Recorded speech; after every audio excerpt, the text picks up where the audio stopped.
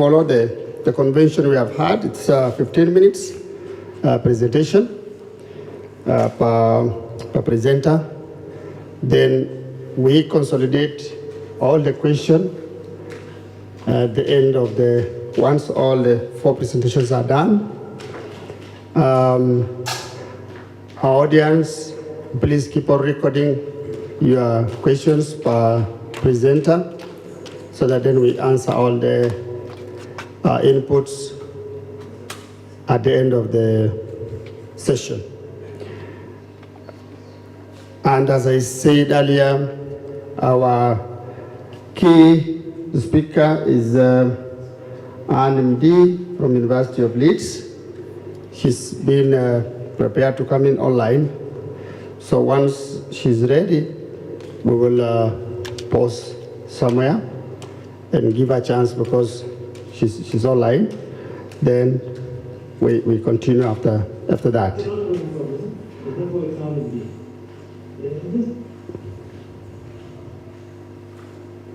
Thank you. So with that, I think we can start with the first speaker. The team of Jongesa, Geoffrey. Karibu.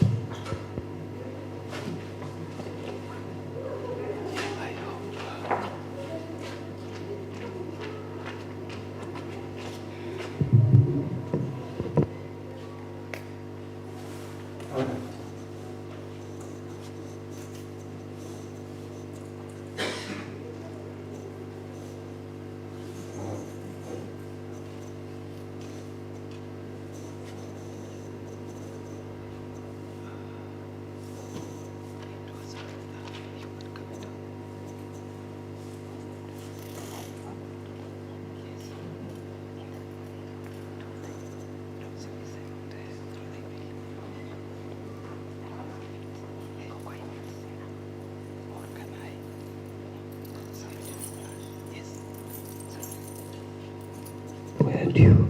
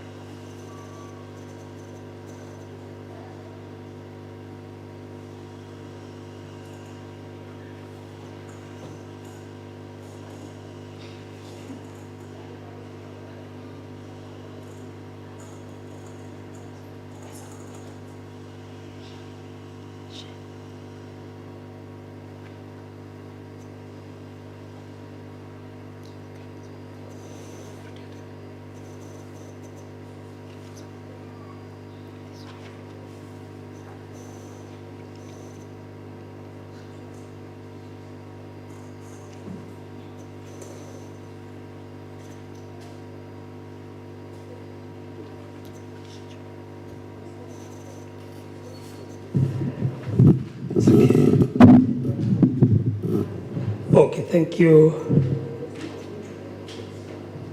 the chair of the session, and the audience. I have a presentation on the determination of the effect of human capital on service quality of accredited universities in Kenya. My name is Godfrey Nyongesa, a PhD student from JKUAT University, and Dr. Doris Mbogwa and Dr. Rose Boyd have guided me through this process.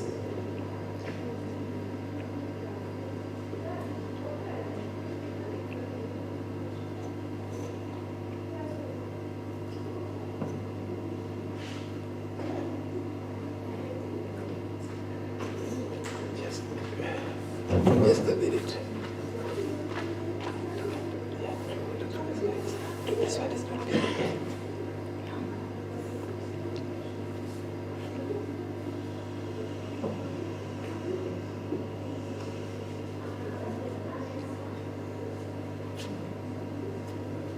Yeah, because that one is now.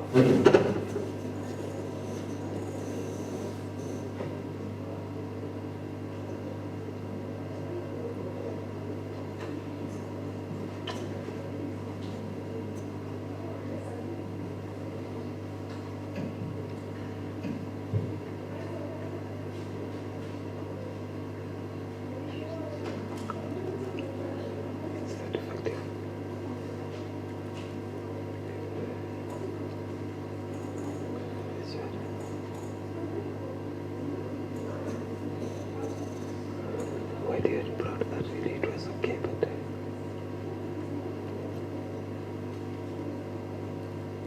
so I use which one? Okay.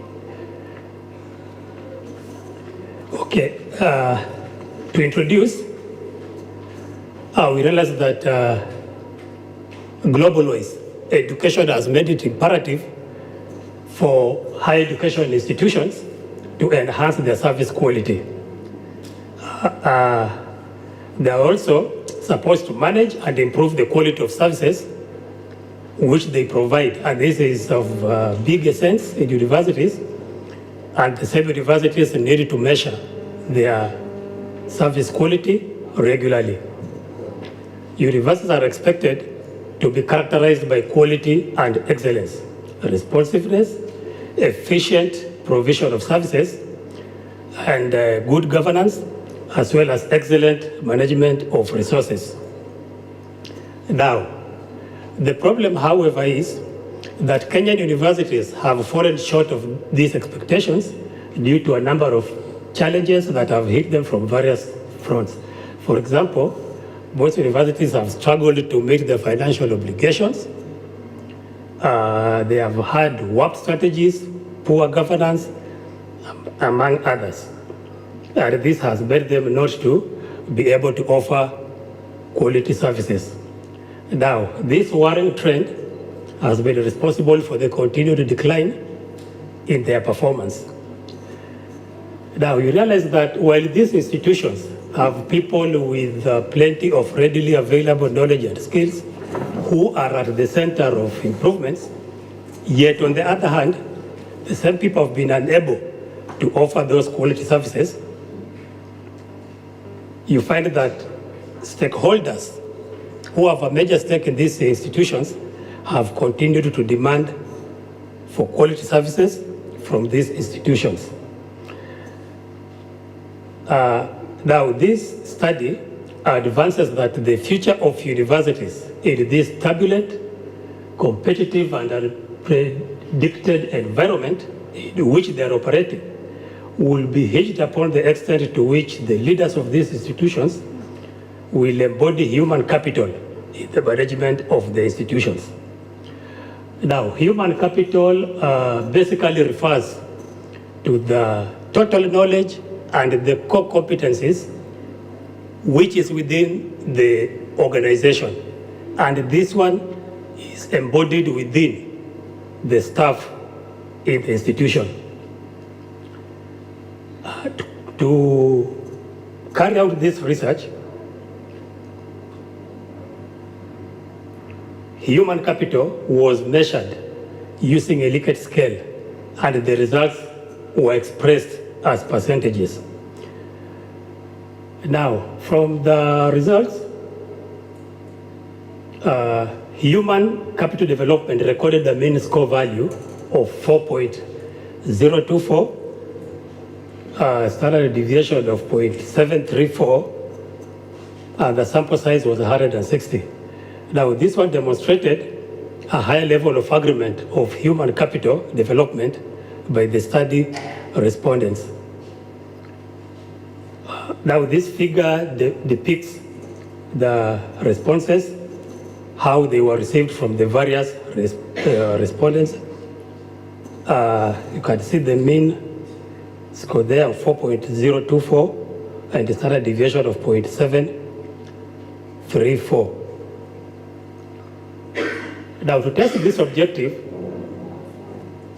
the hypothesis that tested it was that human capital does not have a significant effect on service quality of accredited universities in Kenya. That was the structural model which showed the relationship between human capital and service quality. It shows the path coefficients of the two variables and the standard and the error terms that came out as a result. It's depicted in that figure. I mean, in that figure, which was run using the standard equation modeling using the AMOS program. Regressing the two variables,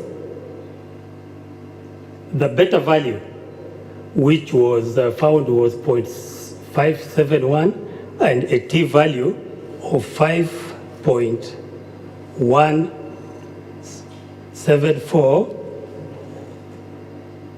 a p value of 0.00, and the findings and the discussions from that were as follows: that the results of the descriptive analysis revealed that the leaders of universities illustrated a very high agreement of human capital development. Now, the result of the hypothetical testing, as was shown in that conceptual framework, in that diagram, was that the result of the hypothetical testing showed that human capital has a positive and statistically significant relationship with the service quality of accredited universities, and the beta value was shown as 0.571. The R value of 0.38 implied that human capital explains about 38% of the variation in service quality of the accredited universities of Kenya. The T value of 5.174 at a significant level of 0.05 shows that the null hypothesis was rejected, and the alternate hypothesis that stated there is a relationship between human capital development and service quality of accredited university was supported.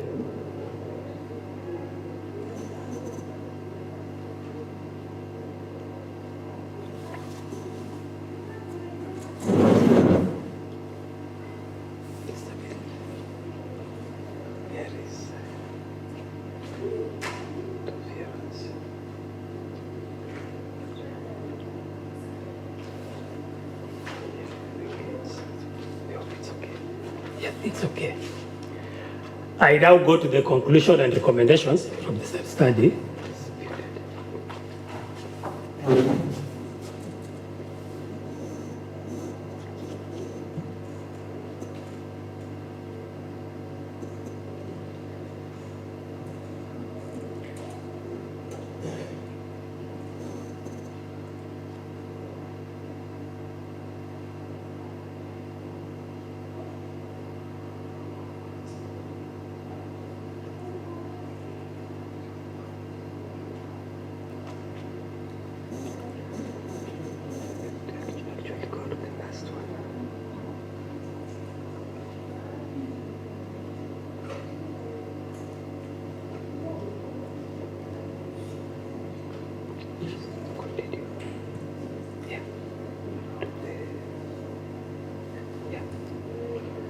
Oh, sorry for the small technical hitch. Now, these were the findings and the discussions of the same. That the results of the descriptive analysis revealed that leaders of universities illustrated a very high agreement of human capital development. The result of the hypothetical testing showed that human capital has a positive and statistically significant relationship with the service quality of accredited universities.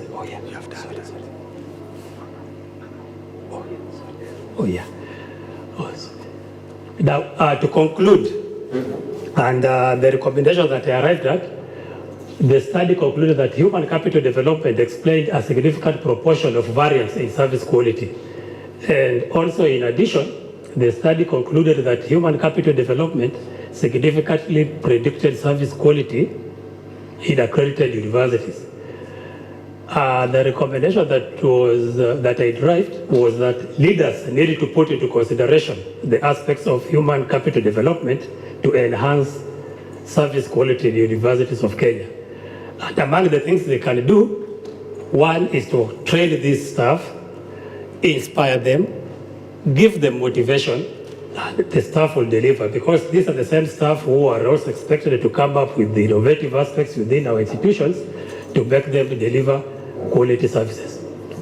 And finally, the finding that human capital affects service quality is also consistent with upper echelons theory, which views leaders as wise, experienced, and educated change agents who serve as a critical asset capable of enhancing service quality in the institutions. Thank you, and that's the end of my presentation.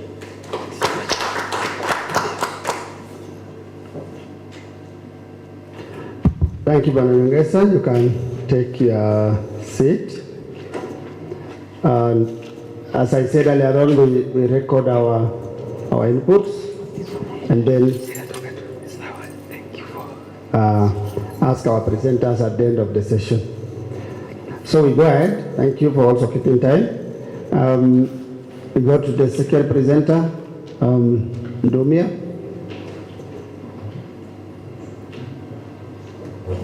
Presenting on ideological features in Kenya Supreme Court judgments.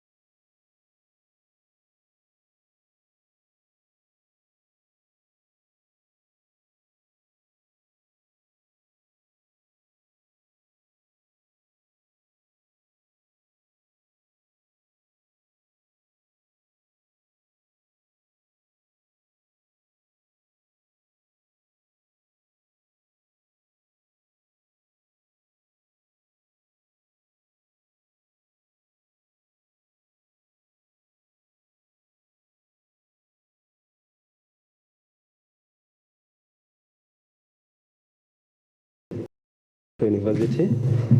I have a presentation on ideological features in Kenya's Supreme Court judgments. As all of us know, the court of law is a custodian of justice, of rights, and even opportunities. But sometimes it happens that those rights and obligations, they are not accorded in the very best way possible. Sometimes, because of the type of language used in the court of law, sometimes are too complicated for the layman. If, for instance, you want to pursue a legal issue, it would be very important for you to even engage a lawyer, engage a legal counsel. And that is where the issue of ideology comes in. By ideology, we mean the way language and the social institutions are used to perpetuate inequalities in our society. So they study set to identify the ideological issues in the Supreme Court judgments. Something else worth mentioning is the Kenyan Supreme Court is the custodian of the legal essence in our country. So in case we have a challenging issue which has been handled by the lower courts, the Supreme Court is the one which is mandated to give the final solution. So what we can say, it is a very important as citizens, we'll be in a position to identify where do we have ideology and how are those issues sorted. Now, to the statement of the problem, the language of the law has a special lexical, grammatical, and discursive features. By discursive features, we mean the style and the language used to pass legal ideas.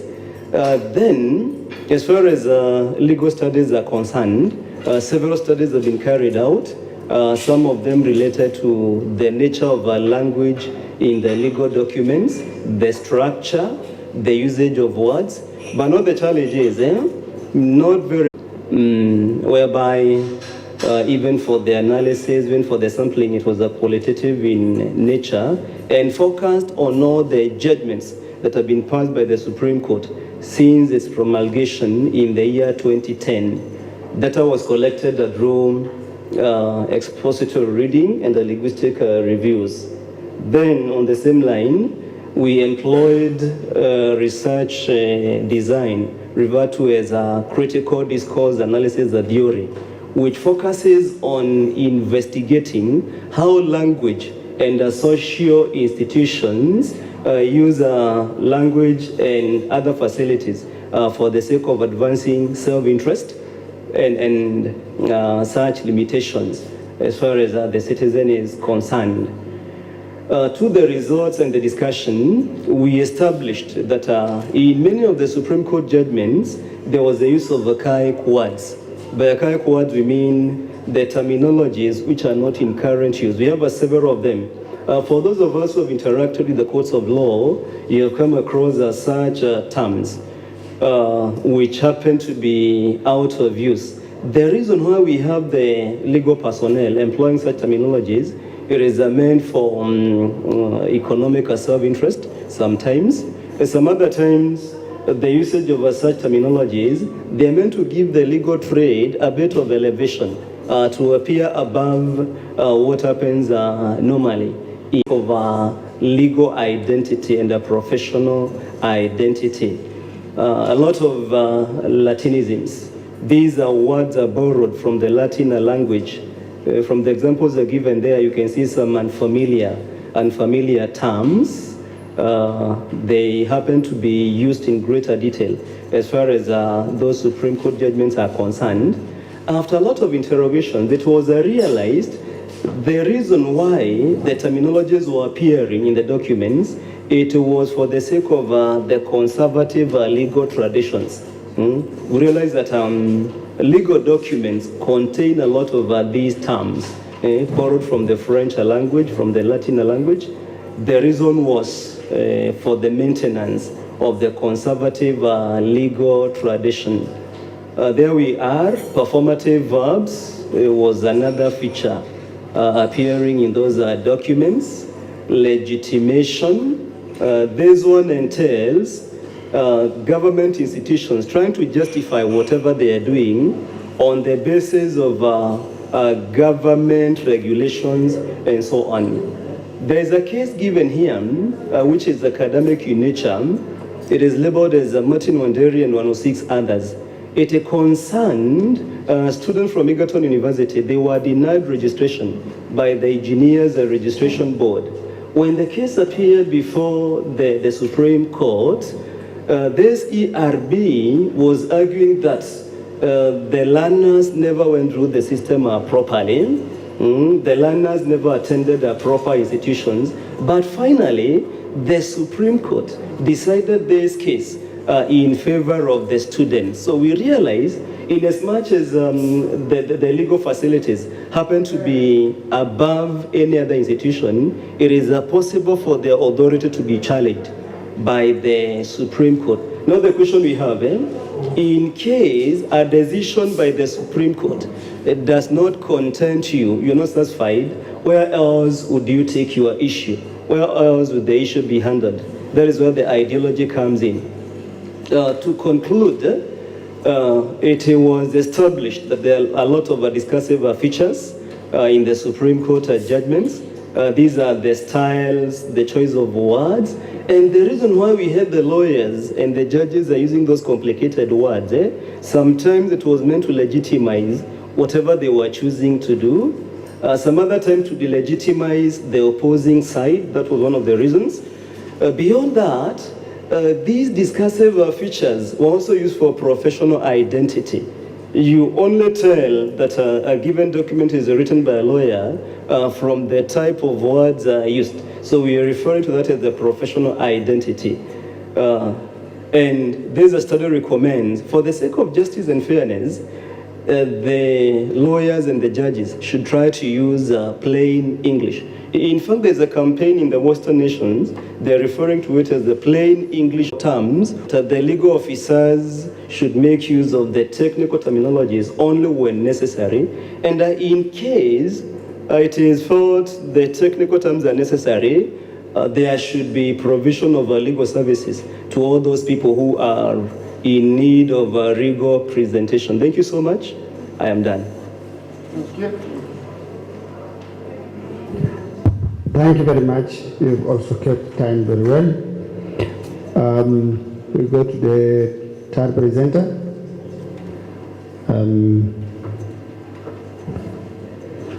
Canada, you've already placed yours. Or Doc, you come? Come.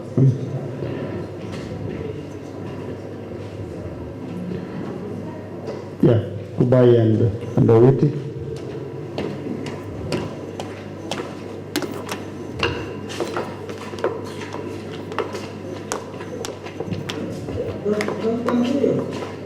Yes.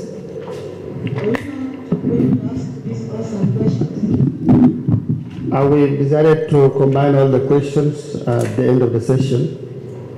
Thank you. So the participants have been advised to record the question per presenters. Okay. Yeah, that way we will manage the smooth flow of the presentation. Thank you. Asante, BBC.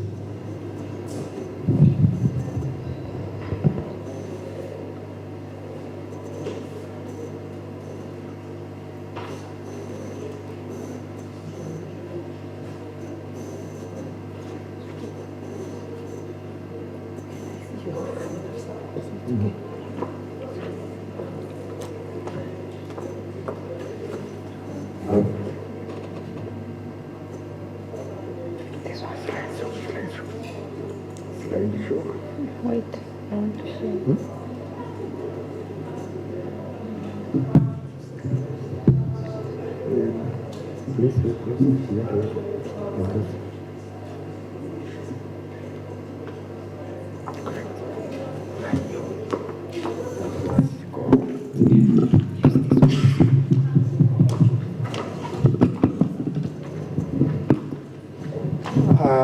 Good afternoon.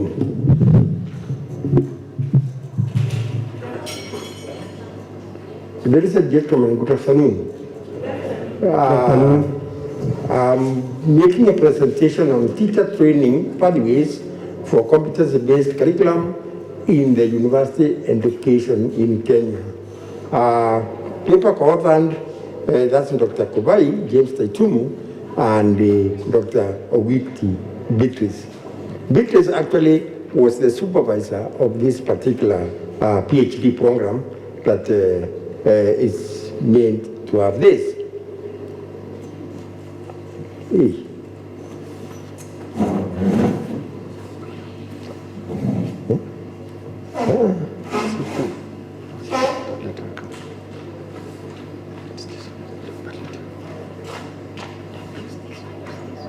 I use this one. Yeah, correct. Yeah. Introduction. Kenya has initiated the national educational reform to phase out the 844 curriculum and, of course, embrace the 2633 competency-based curriculum, which is characterized by 3 learning pathways at the senior secondary and the university education. However, the higher education curriculum framework and the universities are yet to provide clear policy guidelines for training teachers in physical education and sports science pathway in order to align their knowledge, skills, and competencies with the embraced curriculum. The standard was therefore designed to explore the challenges in embracing physical education, sports, and sports science pathway in the university teacher education curriculum in order to address both the needs and both the needs for junior and the senior secondary education and a competency-based curriculum. Statement of the problem. Of course, we are finding physical education, sports and sports science has been integrated into the formal curriculum at junior and senior secondary education in the competence-based curriculum, as opposed to 844, which was not really included, and it appeared there as an informal dimension of the curriculum. The teacher training education program in the universities must align with the junior and the senior secondary academic training needs so as to stipulate, needs as stipulated with the competency-based curriculum. The study was designed to explore the implementation challenges and the interventions strategies in the university teacher education in order to address both the needs of the junior and the senior secondary education under the competency-based curriculum. We have the 3 pathways just gone there. The most interested area is where we have the arts and the sports science, which has really been included in the academic part of the curriculum, where others have always been existing. But what we can see, we are seeing the same part, that is the science, technology, engineering, and the mathematics also has a component of physical education that should be done. And in that case, we have now to align this particular new area into the curriculum and as we prepare, because we know in the next 6 years, we are going to embrace the competency-based curriculum crop. Research objectives to establish a relationship between university education and academic policies and the students' sports talent development in the universities in Kenya. Then, of course, the second one was to analyze the relationship between sports management support system and the promotion of student talent development in the university through universities, the university education in Kenya. We looked at the 4 hypotheses to answer this, to address these 2 objectives. The first hypothesis addressed the first objective, and that there is no significant relationship between university education academic policies and the students' sports talent development in the universities in Kenya.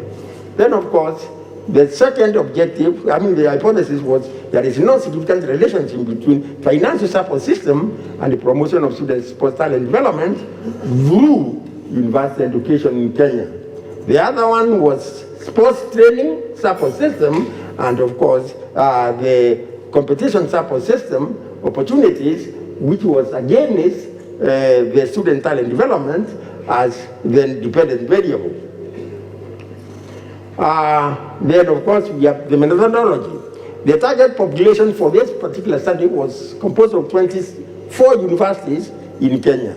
the study was stratified, used the stratified method to sample 9 top performing universities in rugby, soccer, track and field, and volleyball sports during 2015 National University Games Championships.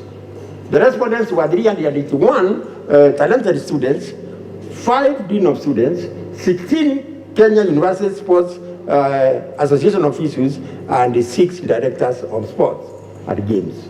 The central phenomenon in this particular study was to establish the nexus between university education and the student sports talent development through university education in Kenya.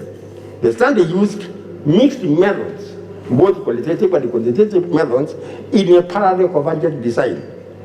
The reliability of the test instruments was 0.714, established through Roberts alpha coefficient. The data was classified, grouped, and presented in frequencies and percentages. Cross-tabulation of the independent variable against the dependent variable was done using SPSS, Statistical Software version 2.22. Results. The testing of the first hypothesis, there is no relationship between the university education academic policies and the student sports talent development in the universities in Kenya. From here, the hypothesis was rejected at chi-square level at 97.397 and the p-value of equal or less than 0.05, indicating that there is a relationship. However, the strength of the relationship was given by Kramer V, which was seen to be slightly moderate, which indicated more moderate strength of the relationship between university education academic policies and the students' sports talent development. Something interesting came out from the Pearson R. It was found to be minus 0.04. That means the direction of the relationship was negative. In the other words, there is a negative kind of relationship, moderate relationship between the academic policies and the student talent development, telling us that it's overemphasis on academic on academics and not really sports per se. The second one, there is no significant relationship between the financial support and the students and the promotion of student talent development.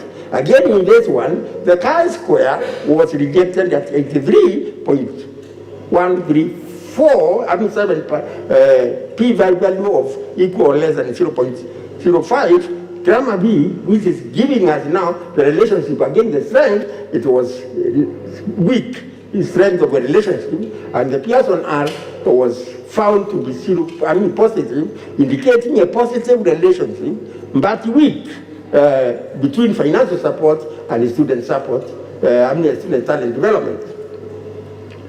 The hypothesis 3, which was really on a training support system, the hypothesis again was rejected at 45.557, indicating that there is a relationship. This particular relationship is also found to be weak. But interestingly, it is negative. The Pearson R was found, the direction was actually minus 0.05, indicating a negative relationship between sports training and the student sports talent development. Again, there is no time for training because of overemphasis on academics. The fourth one is there is no significant relationship between sports training, sports competition opportunities and the students' talent development. Again, the hypothesis was rejected, meaning that there is a relationship at 73.295 and the p-value of 0.05. Grammar V gave us weak relationship again, but in this particular case, the Pearson R gave us a positive relationship, very weak, indicating a positive relationship between the competition opportunities and the student talent development. Conclusion: sports talents were identified as at the end within the levels of the other data, the qualitative data at junior secondary and the senior secondary levels, respectively. Currently, what we are seeing is that the management of sports in the universities is not quite good, because really what they want, they are emphasizing on mass sports.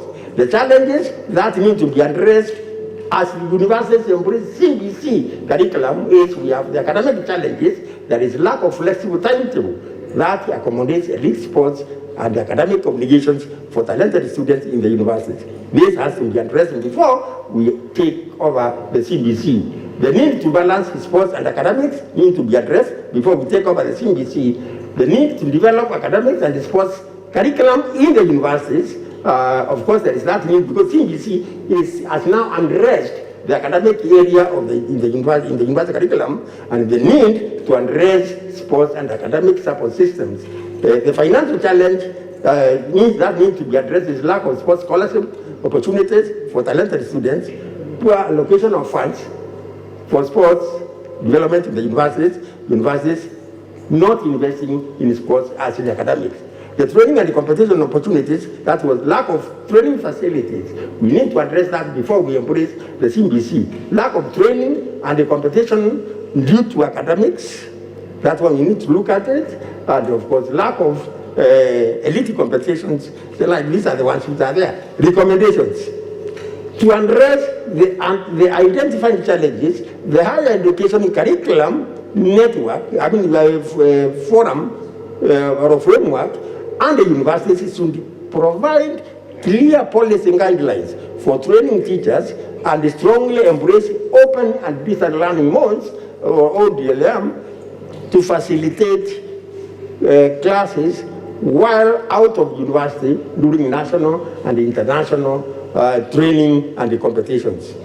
While sports science is inclined in Bachelor of Education Science, we might be asking, it says Bachelor of Education, or the way the TSC is saying that now we go through BA and BSc, that's one we cannot say at the moment. While sports science is inclined to Bachelor of Education Science, the mother program, physical education and sports, should be nurtured in the Bachelor of Education Arts. The Teacher Service Commission is championing relevant multi-skilled competencies. In this case, physical education and sports science can be incorporated as the learned teaching subject in the school, in the school classroom learning experiences. The sports, this is very, very, very critical. We should look at it as we move. The sports and the recreation departments should be restructured to align to the academic structures in the universities in order to nurture sports science, physical education, sports recreation, and lesser studies as academic programs under the competency-based curriculum in the university education in Kenya. Because currently, sports is under the Dean of Students, which is exactly administrative, but given that sports now has become an academic pathway, we have no other choice but to address the issue. Ladies and gentlemen, that's the end of my presentation.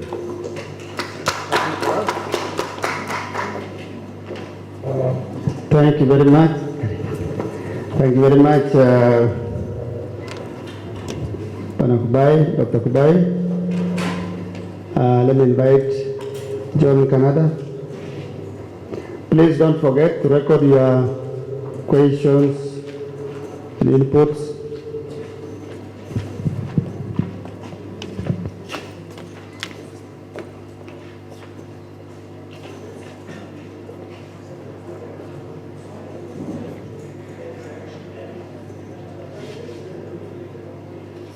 Social media.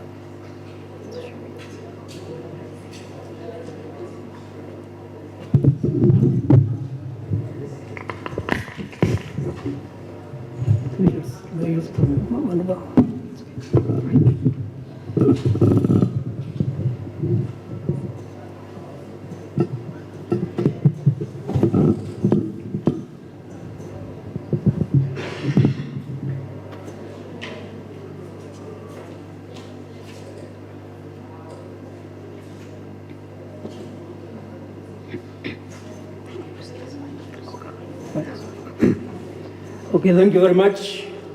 My name is Dr. John Nkanada, and in this paper, this was really a literature review on the impact of social media and fake news, and the impact it has had on journalism as a profession. You notice that with the prevalence of social media, it is now possible for non-journalists or people who have not training in journalism to undertake or to create content.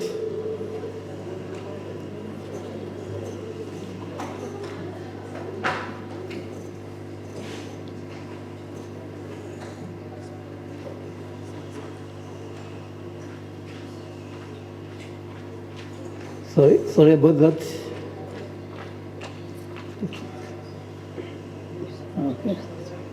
Okay. So this was a review of literature on the area of social media and fake news, because like I said, with the prevalence of social media and the extensive use, there has also been a preponderance of fake news. So in my introduction, I'm saying that social media and the availability of computing or IT equipment has opened the digital spaces so that more people are able to practice journalism even without having trained as journalists.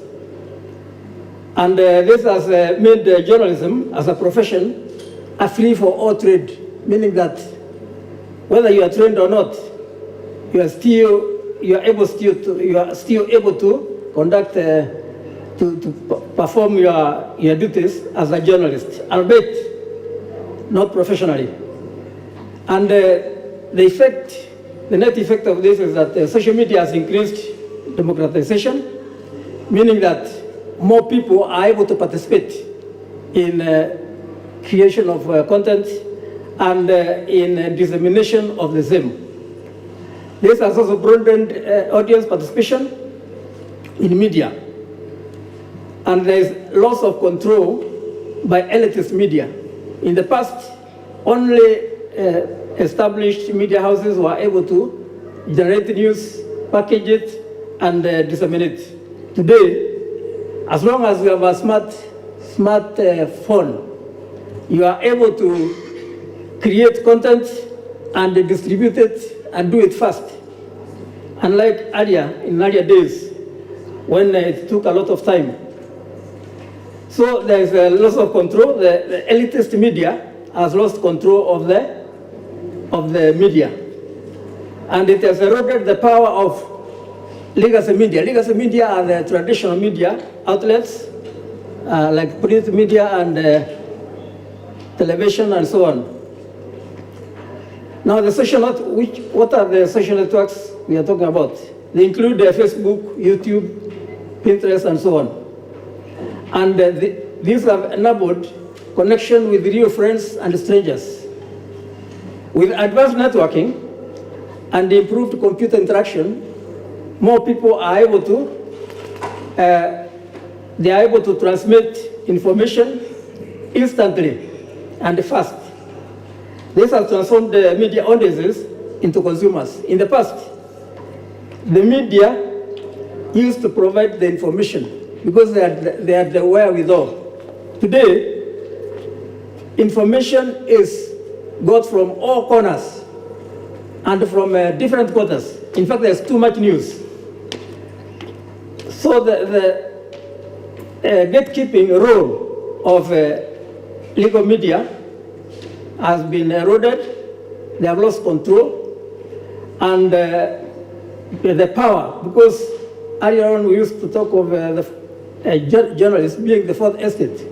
Now that power has been eroded to the extent that it is now with everybody's hands. Because individuals are able to create blogs, they are able to write blogs and create podcasts and share them instantly. So this has led to an information revolution, which has made information widely available, and these platforms are in wide use. Now, there are positive aspects of social media. For example, it is now possible to disseminate information, including academic work. It is possible to do business, like e-commerce is on the rise because of this proliferation of social media and IT and connectivity. It is now possible to connect people across geographical barriers, and social media is also used for marketing campaigns and advertisement promotions and so on. And it has been used to disseminate useful information throughout the world. Now, what are the negative effects? The negative effects of social media. They include time wastage on social media. Some people waste a lot of time on social media. There is also cyberbullying. There is anxiety, particularly for the adolescents and youngsters. They get very anxious. There is also Facebook depression. That is depression which is caused by social media. What happens is that when adolescents mostly see what is happening on Facebook, they tend to think that it is real. And they feel that they are inadequate. They think that there's something is lacking, and this causes anxiety. Okay, then there is also the issue of cybercrime, including financial cybercrime. There is propaganda, which can be used, but particularly terrorism has also been on the rise because of the terrorists are able to use social media to gather information, to recruit members, and to fundraise. Then there is the issue of pornography. Some people are addicted to pornography, which can be also another time waster, as well as not good socially.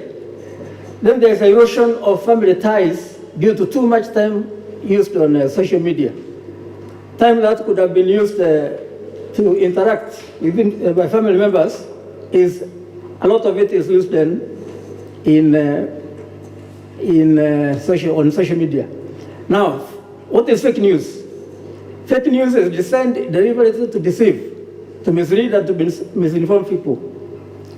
And fake news stories are crafted to look like legitimate news. And fake news can have dangerous consequences, like spreading of information. Fake news can be used to ruin the reputation of a company. And they can actually bring down a company by influencing the potential customers. And the other thing to note is that fake news is financially lucrative business. A lot of people take it in as truth. The other issue about fake news is that it is an effective tool for marketing. And it has been used by criminals and the fraudsters to lure unsuspecting users, thus facilitating cybercrime. Now, how do you detect fake news? First, don't trust anonymous sources. When the source is not identified, that should ring a bell. The other issue is don't trust stories that cite another news outlet, like the Nation says that we are putting the Standard. Don't trust that kind of story. Look for news outlets close to the incident. If, for example, the war is happening in Ukraine, then the news from there is likely to be more credible than news from China. Then the other way to do this is to detect this is to compare multiple sources. When you watch maybe news in one channel, you can try another one. You can also check the print media to see the differences. And the other issue that I found is that big news brings out fakers. The fakers know the juicy news, what to sell, and they go for that. Then you should also beware of reflexive retweeting. That is, they know that once you tweet, you are likely to retweet. meaning that you are likely to respond. Then there is the issue of you pay attention to the language the media uses. From what they say, you can know that this is not real, this is fake. Like when they say, we are getting reports that, or we are seeking confirmation from, or our news outlet has learned that blah, blah, blah. Okay, now, the media profession, the main deviation here is that the people who are writing these, who are doing the podcasts and so on, and yet they are not trained. What is the danger here? The danger here is that the information they give us is not moderated. The information they give, the media, a media practitioner, a trained media practitioner would know what can be released and what is not palatable to the public or to the mass. And journalists have a code of ethics, unlike those citizen journalists. Those are the people who are not trained, and yet they are practicing journalism. Bloggers and social media content developers are not bound by ethical standards of professional practice for journalists, which means they work independently, nobody checks what they are doing, and nobody reprimands them when they go wrong, when they issue wrong information. Now, media conversions. What has happened is that the media houses, the main media houses, have found that if you can't beat them, join them. So they are also using the social media in just like everybody else. They use the social media as sources of information. They use the social media for entertainment, and they also use the social media to create interest in their stories.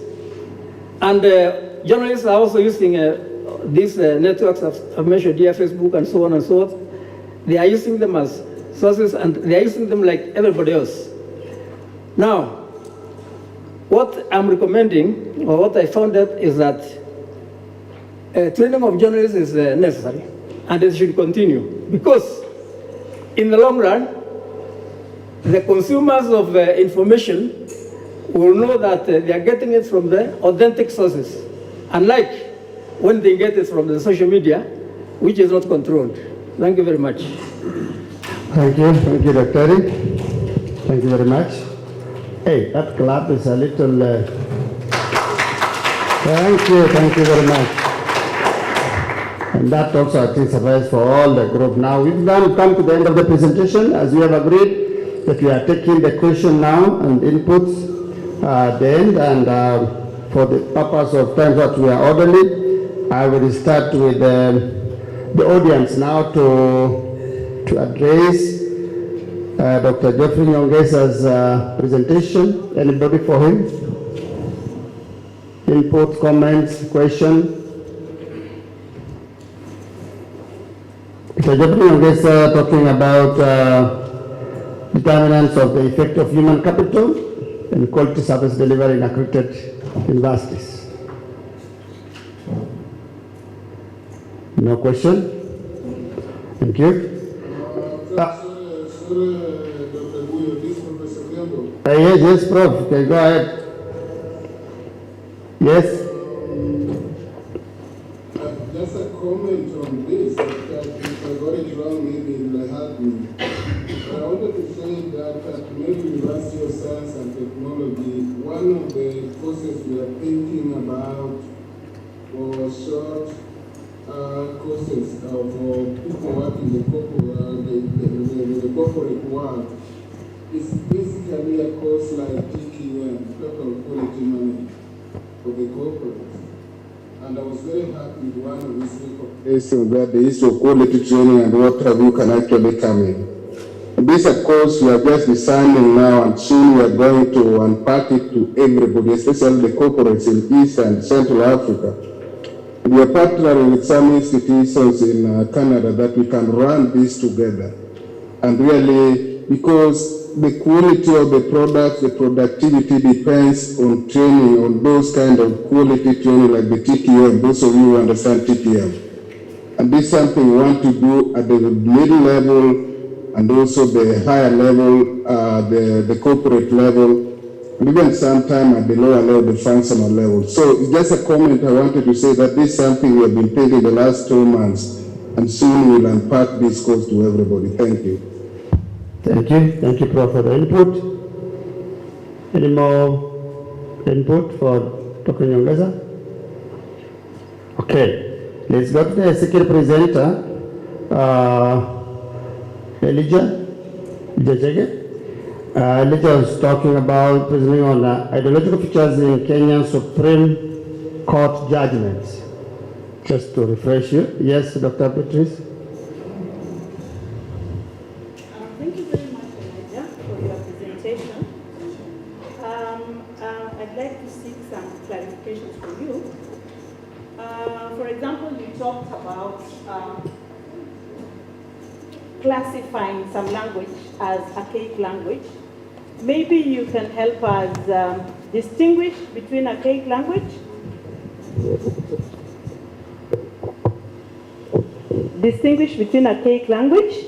and what is known as the register of the law. So is there a difference between the two? Or is archaic language a type of language classification? Or is it what we know in language classification as register? And then you also give recommendations about what you think should be done. For example, not what you think you should be done. The decisions you make, you say you give reasons why these people are using this language. For example, you talk about lawyers using archaic language, and you say it is for economical benefit of lawyers or something like that.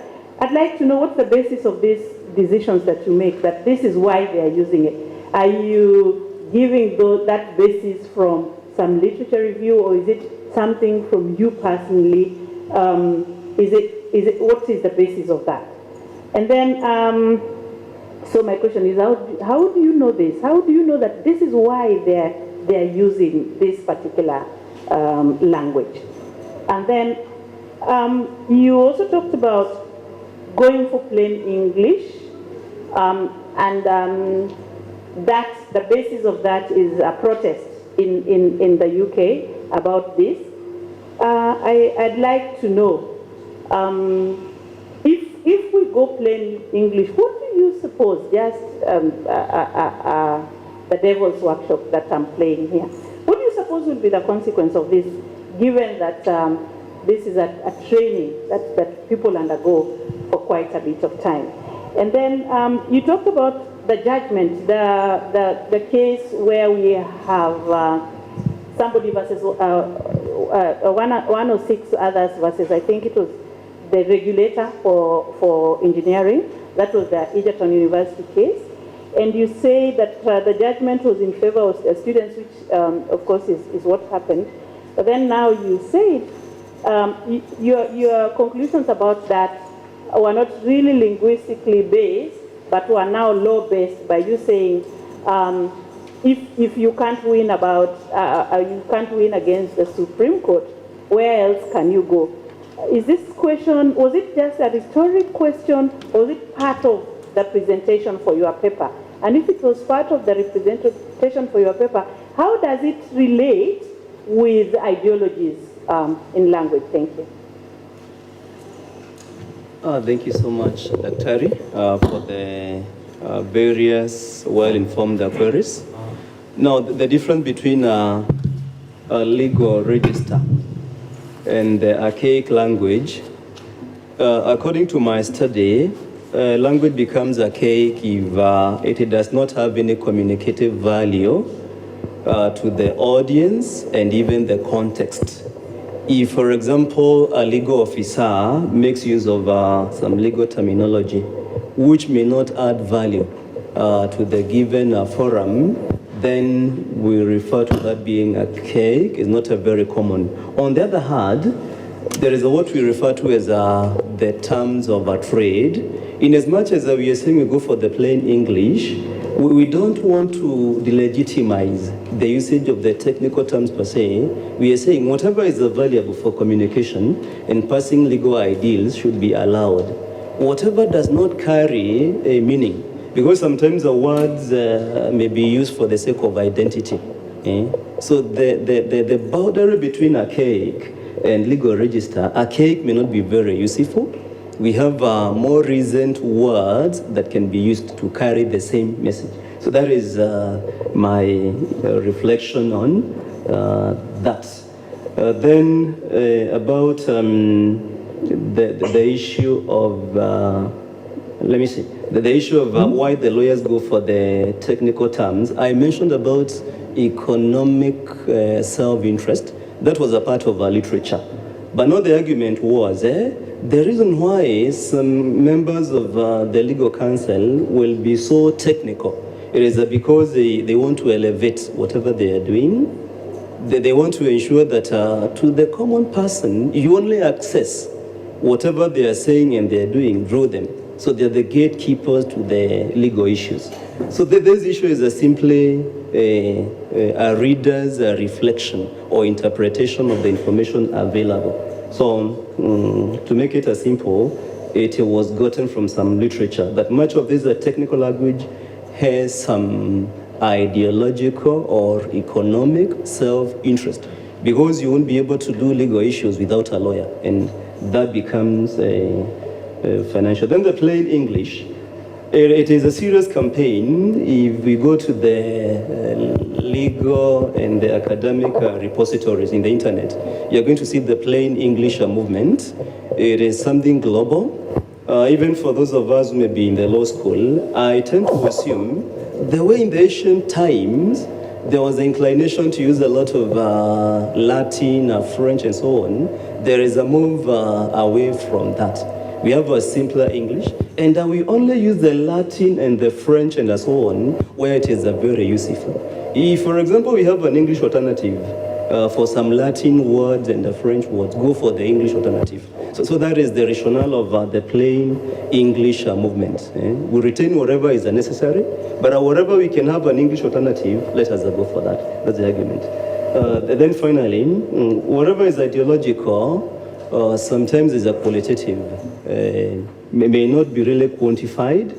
It may also bring in a bit of a subjectivity, but any argument should be backed by literature. So much of what was given here is backed by some subjective reflection informed by literature review. Thank you.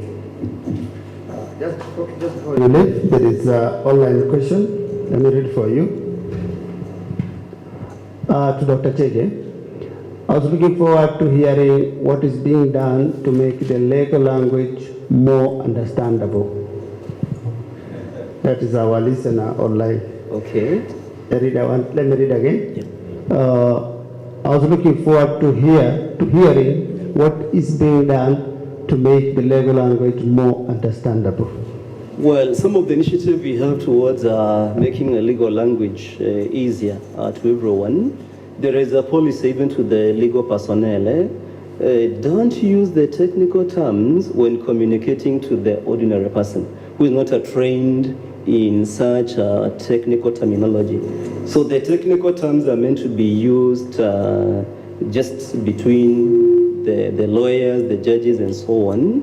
Then number two, the lawyers are being trained on, there is a class on plain English still, as far as the legal communication is concerned, so that we move towards easier and more comprehensible English and away from the antiquated Latin and the Roman and so on. So two simple things. Lawyers, they use the technical terms only when communicating amongst themselves. Then number two, to students in law schools, they are being taken through language classes, whatever is appropriate to the general audience. Thank you. Thank you very much. Okay, you can have your seat, please. A clap for him. Yeah, you have a question for him? Okay, very good policy. I want to thank the presenter so much for the presentation he has given us. It has been quite interesting. Maybe just a question. maybe beyond your scope, within what you have discussed, just about the language the judges and the lawyers used in court. There was a case sometimes back, I've just forgotten about that case, but then the highest court was the Court of Appeal. So the judges of the appellate court made a ruling. Then it became very difficult to interpret that ruling for both parties. Yeah, the plaintiffs and the others.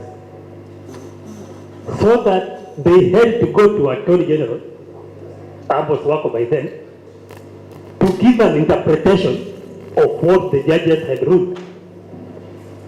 Now, the smiling Wako, the way you knew him, he just smiled and said, the ruling has been made. You go and read it. So what happens in such an instance?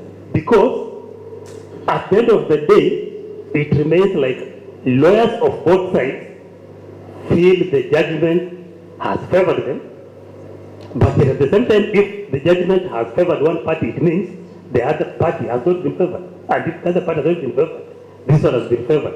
So what happens in such an instance when a judgment is in limbo? It cannot be interpreted by, both parties. Thank you so much. I mentioned about the Kenyan Supreme Court. According to the Kenyan Constitution, it is the apex court in the Kenyan legal jurisdiction. So any issue, whether it is a linguistic or legal or whichever domain, they have the mandates. Because for one, they are well informed in terms of a language, they are well trained. So whether it is a linguistic or legal or social, if you have an issue to do with interpretation of terms and ideas in the Constitution, you get your final redress from the Supreme Court. Beyond that, you have to be content with whatever they deliver. The Supreme Court in the current now dispensation, the current Constitution. Any other question for Chege? Thank you, Dr. Zit Chege. Yes. Very nice presentation. This is Professor Biambo speaking to you online. I'm the Vice Chancellor, Meru University of Science and Technology. You talked about some students who are doing engineering in Egerton University, and they went to court, maybe to challenge the decision of EBK, Engineering Board of Kenya, refusing to accredit the programs. So you did say that they actually won the case. I would believe that that means, that's what I wanted to ask, what does that mean? Is it that because it's accredited, or is it that it was not a responsibility? I hope you hear me, Chege. Yes, I get it. The responsibility of EBK determine on behalf of the students and universities which courses they have to be taught. And so the implication of that, I don't know whether members who are present, I hope my School of Engineering and Architecture are here. What does that mean really? I think that to me is very important. And this, you may not know, but you're a lawyer. For you in law, when you do your course, of course, generally you do insist that, of course, first of all, it has to be accredited by the Commission for University Education. And then soon after that, you graduate to the first year degree LLB. But that does not make you a lawyer. You still have to go to Kenya School of, I'm a mathematician, if I make a mistake, Chege, please understand. You still have to go to Kenya School of Law somewhere, KSL.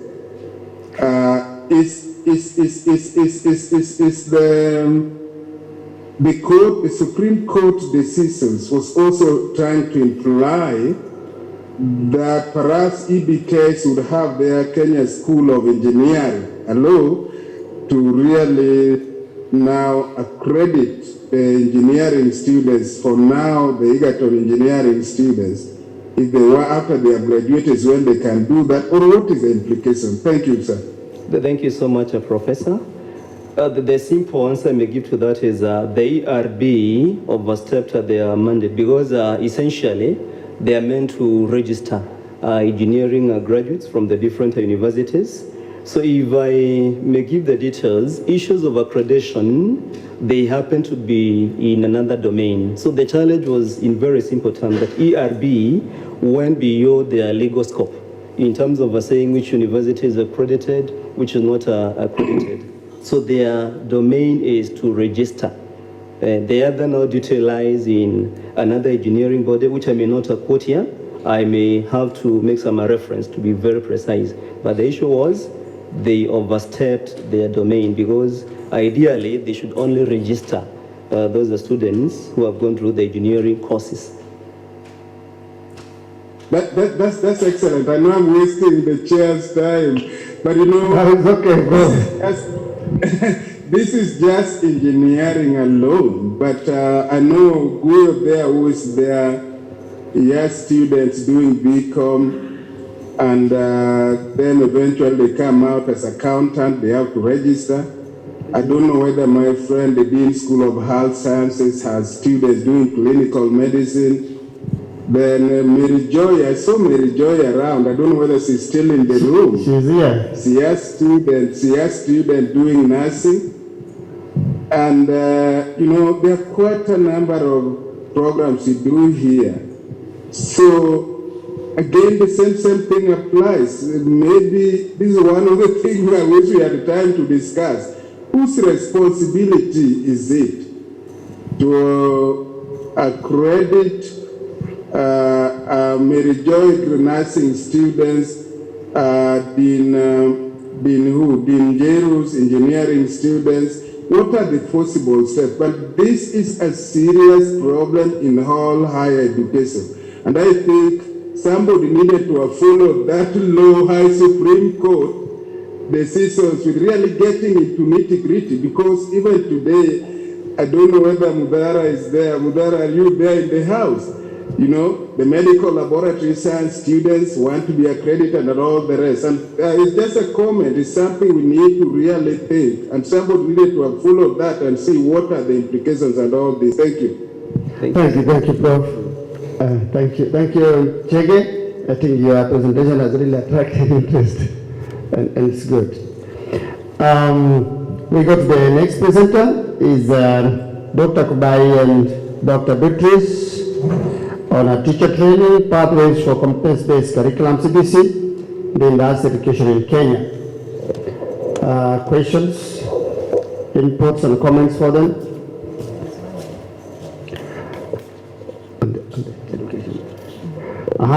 Let's start. We can start. Yes, Prof. Start. Yes, please. Start. Yes, please. These are very exciting, perhaps one of the pioneer studies on CBC in Kenya, just within 6 years of its starting. So what I did note here, you know, is it 2, God help me, 2, 6, 3, 3, something like that. So will we have a national exams at 6, at the first 2 at 6? In other words, how will we be distributing the children, the graduates of 6 tier? I mean, after doing grade 6, how will we be distributing them? Where will they go? Number 2, after the first 3, remember there is a 3-3. Will we be having also a national exams? And then how will we distribute them to the last tier of 3-3? That's my question number 1 to Chege and Beatrice. Was it Kubai and Beatrice? Kubai. Number 2, sorry, I did not hear very clearly the research hypothesis that Kubai and Beatrice sought out to answer. And when I talk about hypothesis, we are all academicians. Hypothesis is a conjecture. It's a proposition. Oh, the laws are always eating omena. That's a proposition. Oh, the Meruans are always very curly people. That's a proposition, it's a hypothesis. So, in this particular study, what were the research hypotheses? I say that because of my third question. The third question is, the research findings seem to bring out negative relationship between perhaps teachers' competencies and quality of the students, or vice versa. Now that surprised me because I think the two should go in the same direction. And I say that because the relationship from the research, the regressional research that were given, the Pearson correlation coefficients were all negative, although the researchers never commented on the significance of those relationships. So how, because a teacher's competencies, positive quality, positive one, together with the quality of the students produce, naturally from my point of view, should actually go in the same direction. Otherwise, it should be positive. So how do you explain this negative result? That's what I wanted. May God bless you. Thank you very much. Okay. Thank you very much, Prof. It's quite interesting on this particular research.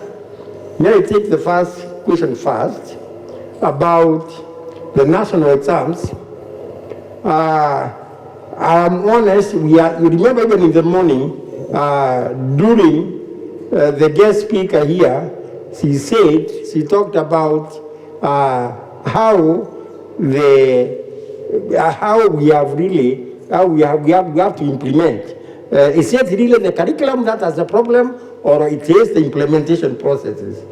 Now, this particular one, the competency-based curriculum, is trending on different and areas that are not even being understood. We are not the only one who is having this kind of a problem, because even the minister himself is having problems. Initially, they said that they are domiciling this particular program in the junior secondary, in the secondary schools. Just recently, they have come back and said, yes, we want to domicile it in the primary schools. There is a psychological problem that is likely to happen to me or anybody else who should think about this one as an educationist.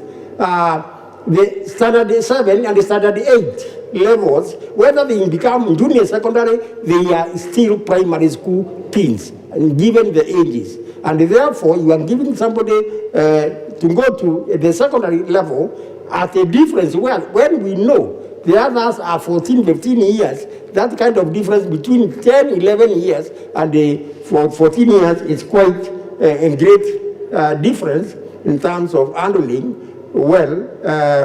But now coming back to what we are saying is that next year we have an exam for, I mean, literally, I think it's next year, where we have grade 6 is there right this year. They have an exam that they are doing, which is a national assessment exam, which takes them to the junior secondary school next year. They are not calling it really an exam, it is an assessment. But whether we use whichever name, it is going to be an exam for sure. So there will be an exam in this year on the junior secondary, on junior secondary. The only thing we must really check, because we have been seeing during the examinations, the teachers trying to buy papers, trying to buy examinations, and not being very honest on themselves. They are the ones who are really trying now to make sure that the students are assessed, and then 20% in grade 4, grade 5, 20%, and in grade 6, 20%, makes it 60%. And then, of course, 40%, the final exam that is going to be there, we can see outright. I do not know how they will be honest, because they are shown to be honest in the other areas. But the exams are there from grade 6 this year. Then, of course, we have, it is 2, 6, 3, 3, 3. 2 years in pre-primary, and then, of course, 6 years in primary.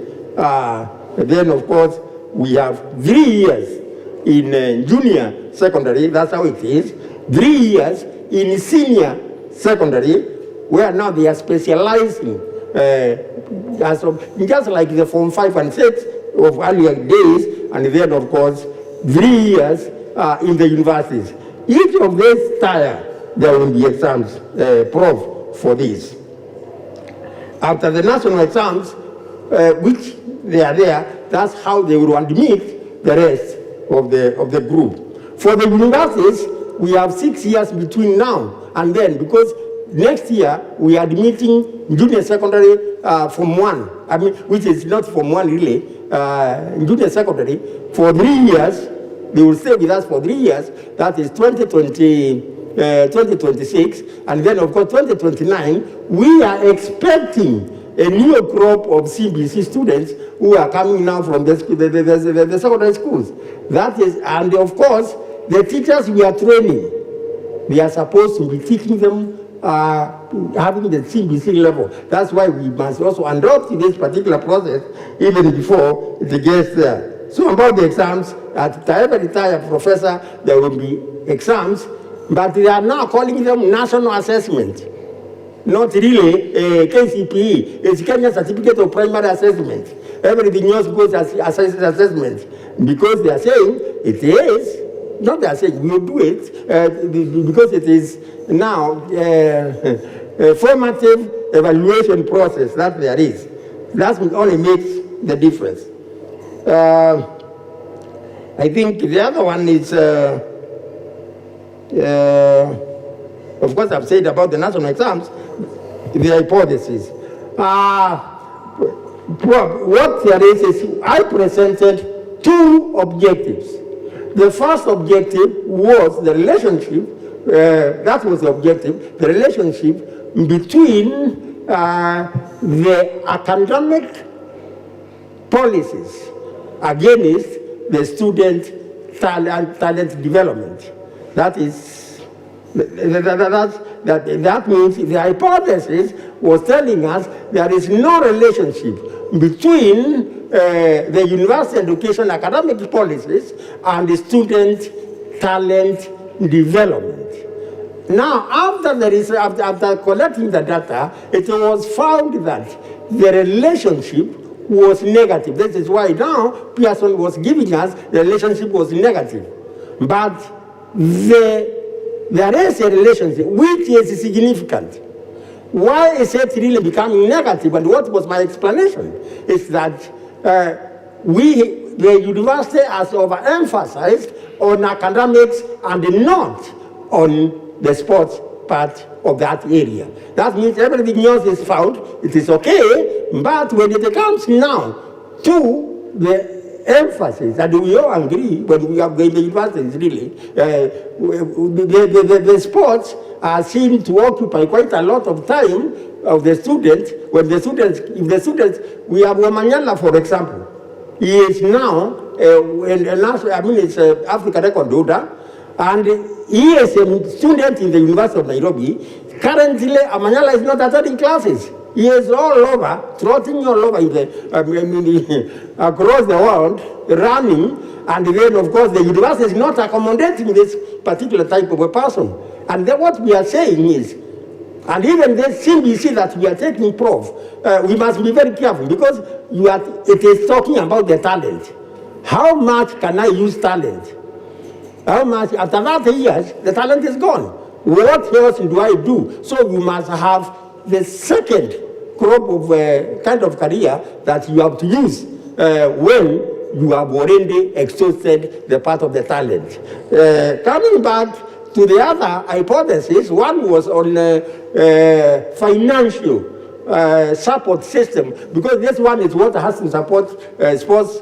Then we realized that, yes, the university is spending some money, quite a lot on student recreation, but what there is it does not go beyond that recreation. It's not at the level of elite. When I'm talking of an elite level, I'm talking of a university producing an Olympian, an Olympic person. So I think there are those 4 hypotheses. 3 answered the first, 1 answered the first objective, the 3 answered the second objective. Thank you, Dr. Kubai. Prof, I hope you got it. Prof. Isi? Okay. Yes, okay, thank you. A quick one or two questions for Dr. Canada. John? On the media? Yes, Dean? Thank you, Chair. My name is Mireti. My question is to Dr. Kanada. From the presentation he gave, first of all, thank you for the presentation, Dr. From the presentation, I perceived that the profession of journalism is at SBC. It's like we have people who can come and report what professionals should report, and that is in the media, whatever media of whatever type. Now there are also trainers who are not very professional in terms of training journalists, and they come out and they do reporting in all types of reporters in media houses which are not very credible. Now there is the Kenya Union of Journalists. What are they doing, or what is the way forward, so that we don't also join the mourners? We see how we can address the problem. Thank you, Chair. Thank you, Dean. Thank you, Dean. Dr. I give you another one from online so that you quickly just answer them directly. The one on the online is saying, please say whether there is legislation against imposition in the media.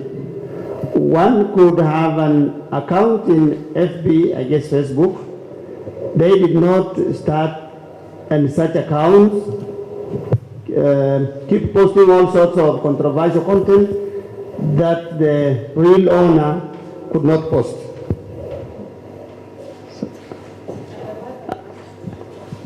Okay. A direct one, please. Yes. Since social media is here to stay, I don't see it going away anytime soon. And since it has got, of course, well-noted advantages as well as well-noted disadvantages, what are we going to do? How can we best turn social media into something that can be more useful than it is not useful? Because, as I've said, it is here to stay. Okay. Thank you, Doc. Let me make this one clear for you. The question is simply, is there any legislation to guard against the mischiefs of the social media? That's what they say. Quick ones. Thank you for the questions. I'll start with Mr. Miretis. About it is true, journalism is besieged, and in fact, there have been job losses because of the prevalence of social media. You find that some media houses have done what they're referring to as resizing. That, of course, means retrenching some of their staff. And this is because maybe their sales are no longer as high as they used to be. So you can see that is a bad impact or effect, one of the bad effects of journalism for as far as social media is concerned. But I think that what the media houses have done is what is known as convergence. They have started, for example, for every newspaper like the Nation or Standard and so on, you find that they have an e-paper, which means they're also going digital. Because if everybody is going digital, they have also gone digital. But still, the hard copy, the hard paper is still available. But you can see that they are becoming innovative. They are thinking beyond the box because they are finding that they are besieged, like you put it rightly. But still, if I may add, although it's also part of your question, the hard copy will not go away because most of the revenue for newspapers comes from the adverts. And those ones are still there. So at least there is a saving grace there. Now the other question is about, I didn't get it very clearly. Any legislation? Oh, whether there is any legislation. Against social media, yes. It is true. There is legislation, and in fact, I talked about the professional bodies, like KUJ, like the Media Council of Kenya. We have also professional bodies for journalists. You know, these are the people who are watching over the journalists. But the problem is that they are not watching over the social media practitioners, because most of them will hide their identity. And when they hide their identity, it's not possible to know who has actually posted whatever is offensive. But there's legislation. I know that the Ministry of ICT has come up with legislation so that you cannot just post anything that you want. Somebody is watching and they'll come after you. Then finally, Dr. Owiti said that social media is here to stay. Is this true? And even the journalists have embraced it, because it has advantages, many of them, and still it has many disadvantages. One of which is addiction. You find that even as you said there, you want to stay for 30 minutes without checking your phone. That is part of addiction. Thank you. Thank you, Dr. Thank you very much. I need to ask. Oh my. Dr. Goyo. Yes. The make it direct and short. We are approaching the closing session. Yes, please do it. Yes, I would just like the presenter, the current presenter. We have problems with people like maybe Professor Odhiambo and I are not so ICT savvy. Someone opens an account in my name, so it's not an account I'll visit at all. But then they are posting some funny things. How do we get hold of this? How is that taken care of? Okay. Imposters. Yeah, I said there is something known as cybercrime, and also there are a lot of people whose business is to hack other people's accounts. And then when they do that, of course they write all kinds of crap, if I may use that word. And then it is associated with you. I think there should be a way of tracing such people, but maybe the ICT people can tell us whether they've developed maybe an app or something which can trace the source of the information, or which can trace the hacker. Thank you. Last, Dr. Inges, last direct one. A very quick one. Okay. Thank you for your presentation, Daktari. You have talked about job losses. Where I come from in Eldoret, don't used to walk and pick a newspaper. Those vendors are normal. Get very few, maybe one or two, unless it's market. About production or circulation of the newspapers, do they still produce the numbers they used to produce before, or the number has gone down? Thank you. Thank you very much. Circulation has certainly gone down, and that is attributable to social media, the internet, and so on. There is too much news currently, so such that you don't have to buy a newspaper to read the news or to get the news, and it is streaming throughout continuously. Unlike before, when you had to wait for the newspaper the following day, or for the monthly or the weekly newspaper. Today, you can get information from where you are seated. You don't even have to go and buy a paper, or you don't have to wait for the 1 o'clock news to listen to the news. So, it is true that the sales have gone down. Thank you, Dr.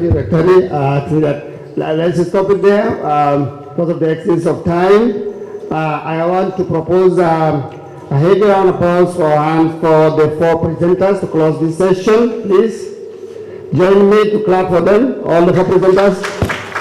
And we tell them thank you very much, congratulations for coming to share with us your knowledge. That marks the end of the session 6 on public policy and governance, and thank you very much. Thank you, Dr. Nguyo. We go back to the health thematic area. We have two presentations, and they will make them very short because of time. So I will request Nakitale. to come and present. His presentation will be on the quality assurance programs that support team being diagnosis capacity within the labs in Meru County. And then after that, we'll have one more presentation from Javas Meriti on the wildlife conflict. Good evening. So we are all converging here for purposes of the closing ceremony. Therefore, we are encouraging all of us to stick around. So we're just listening to the overlaps, and then we get to the closing ceremony. Just a few minutes.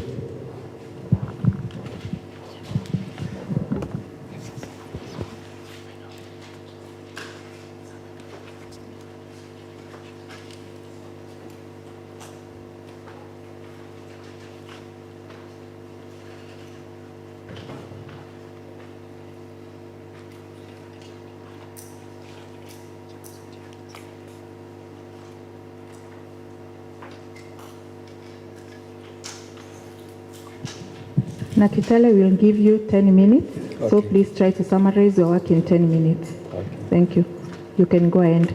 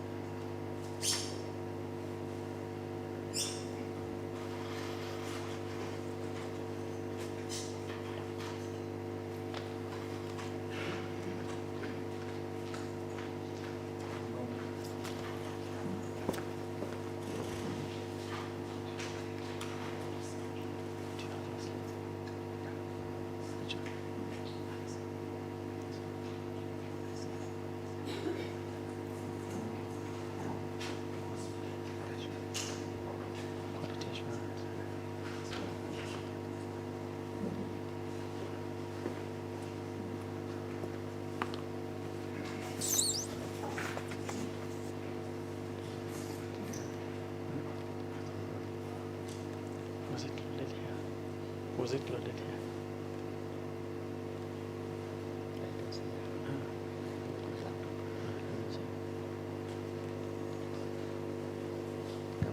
here? As we try to find the presentation, I'll ask Javas Meriti to bring his presentation so that it can also be loaded on the laptop. Okay, thank you. Maybe I can be doing a summary of the presentations that we had in the morning for the health interventions for sustainable development amidst global crisis.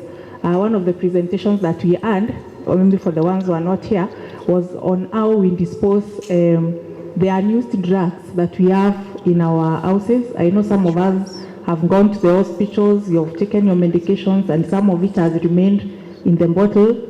Others have expired medications. So how do we dispose those medications so that they don't have a negative health effect?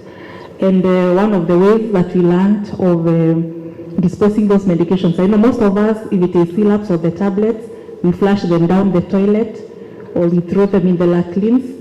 But the proper way, you're supposed to take those medications and take them back to the pharmacy so that the pharmacist can take those medications and incinerate. Otherwise, when you flush them down in the sinks or in the toilet or in the latrines, then you find that those medications, they get back to the environment. And that is why we're having issues of antibiotic resistance and issues like those. The other thing that we learned in the morning is that we have yellow fever outbreaks in Isiolo County, and Isiolo is just our neighbor here.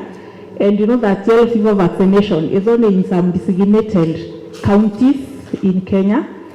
And therefore, we need to get vaccinated because Imboda is Isiolo County. And what was interesting was that the outbreaks were mainly during the March and February season, when there was a lot of pastoralists coming from Marsabit and Wajir, and they're coming to graze in Isiolo.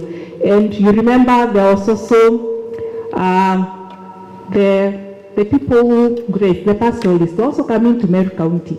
So we are also not safe. So we need to think about these issues. I know most of us get the yellow fever vaccination when we are traveling out because it is mandatory. Nakitari, when you're ready, let me know.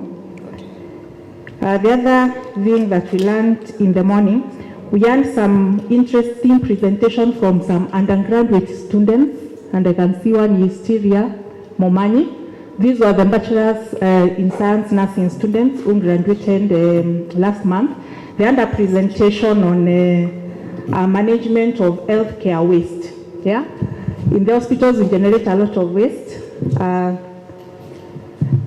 and we are not. And then the people working in the hospital are not able to segregate the waste properly, and that leads to transmission of diseases. Thank you. Nakitali, you're ready? Yes, I'm ready, but we could show. Okay.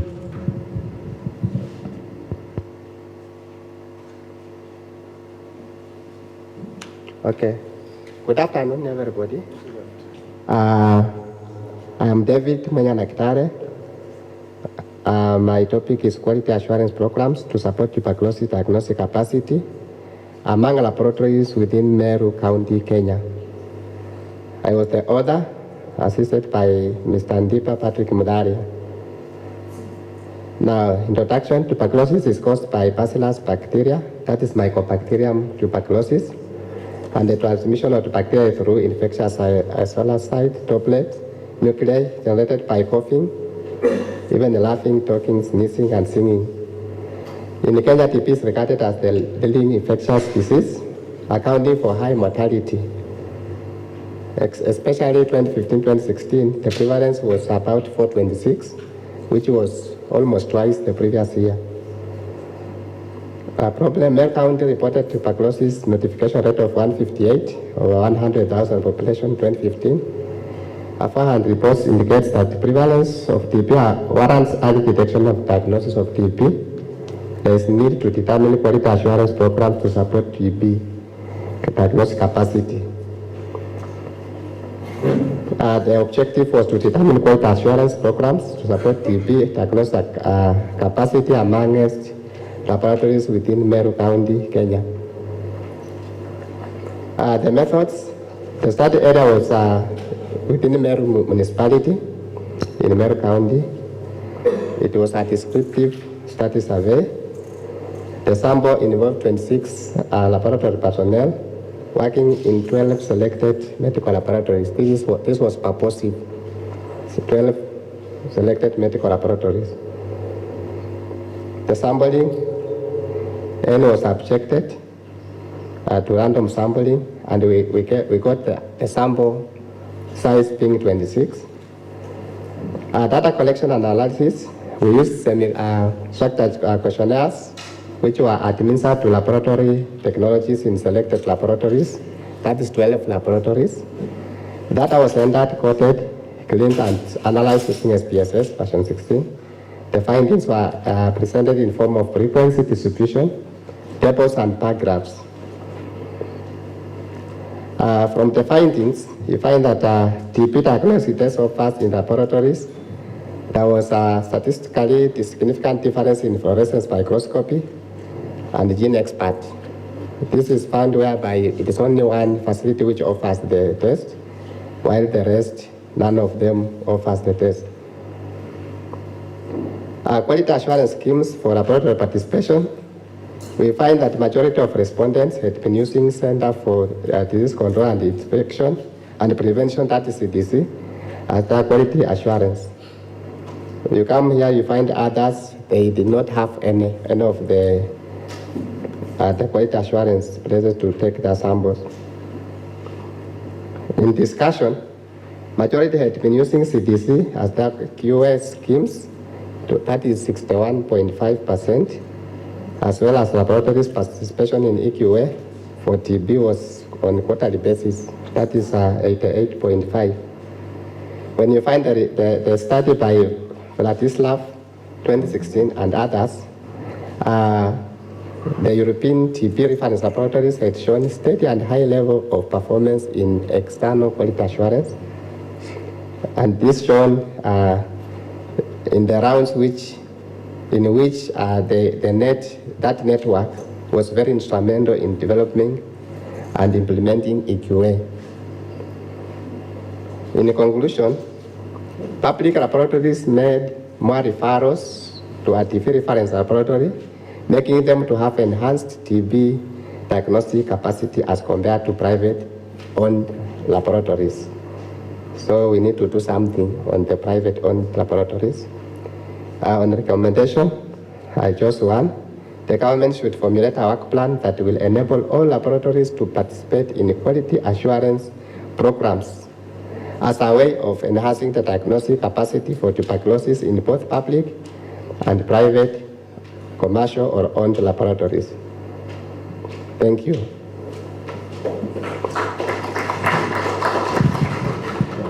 Thank you, Nakitale. And the take home is that the public laboratories are adhering to the quality assurance more than the private ones. I will welcome Meriti. As Meriti comes, we will ask questions after Meriti has presented. So if you have any questions, just hold them until the end of the presentation. Welcome, Meriti.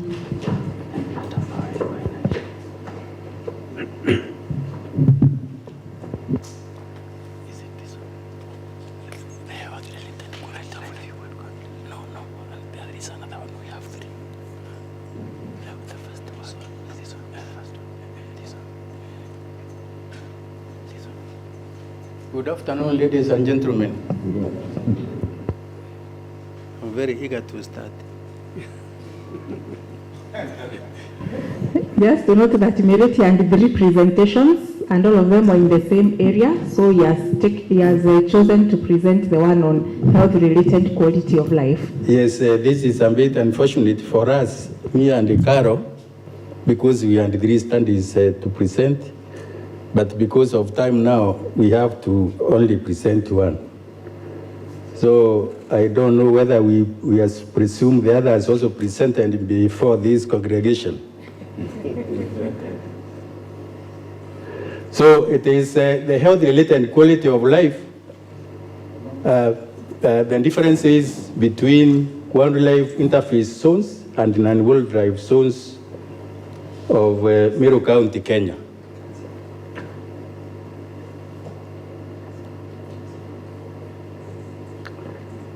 The background to the problem is that about 2/3 of the emerging infectious diseases originate from animals, including actually the coronavirus, HIV/AIDS, and even Ebola.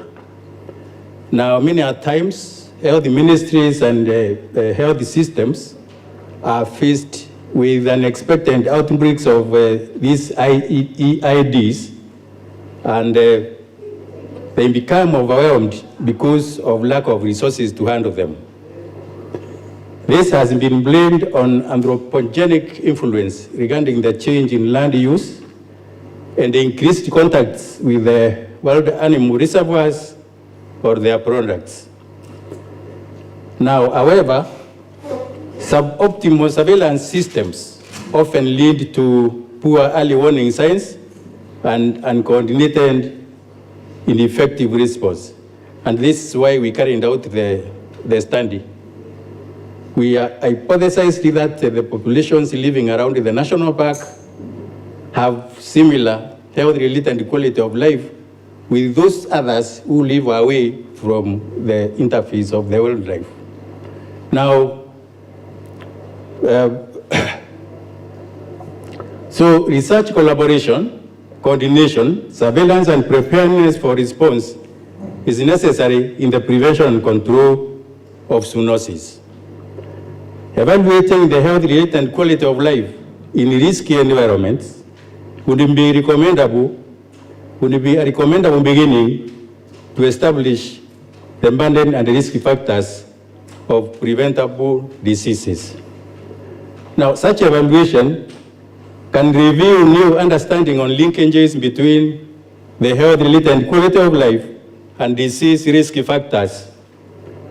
So the study compared the health-related and quality of life in the inhabitants at the human-wildlife interface and the others using the European Quality of Life tool, which has got 5 dimensions and 5 levels. It is called the EQ5D5L questionnaire. The health-related quality of life measurement is in alignment with the seminal definition of health. It goes beyond the direct measurement of population health in terms of morbidity and mobility or life expectancy.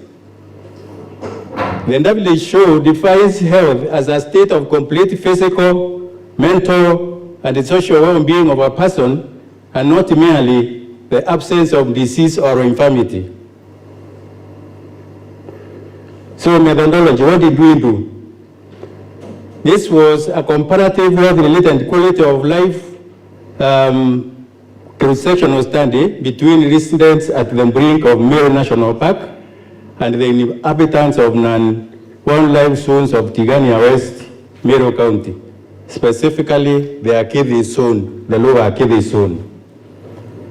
So 2 sets of data were gathered simultaneously in both areas using the EQ5D5L questionnaire and the structured questionnaire for demographic information.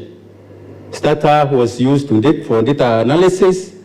Summaries were done through descriptive statistics. The hypotheses between the variables were tested using odds ratio and the chi-square statistic at 95% confidence interval.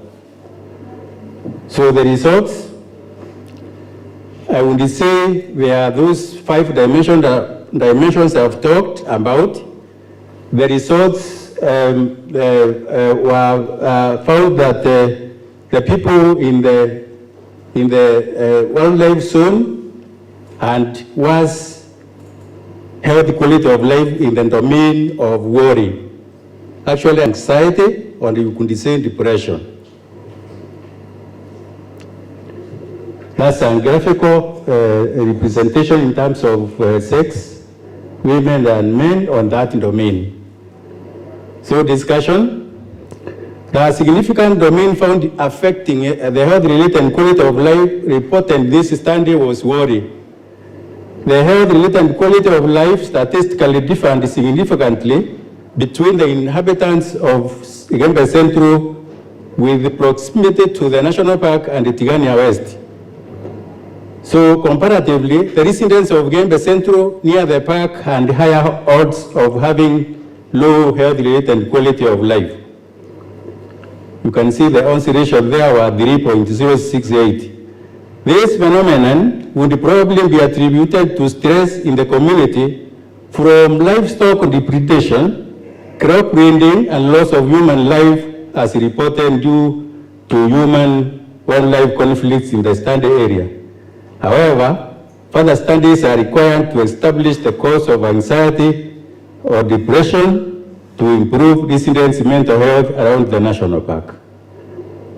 The problem in the pain dimension was the second highest reported at 48.5 and 46.2 in Igembe Central and Tigania West sub-counties respectively. The pain among residents ranged from slight to extreme pain in the 2 areas.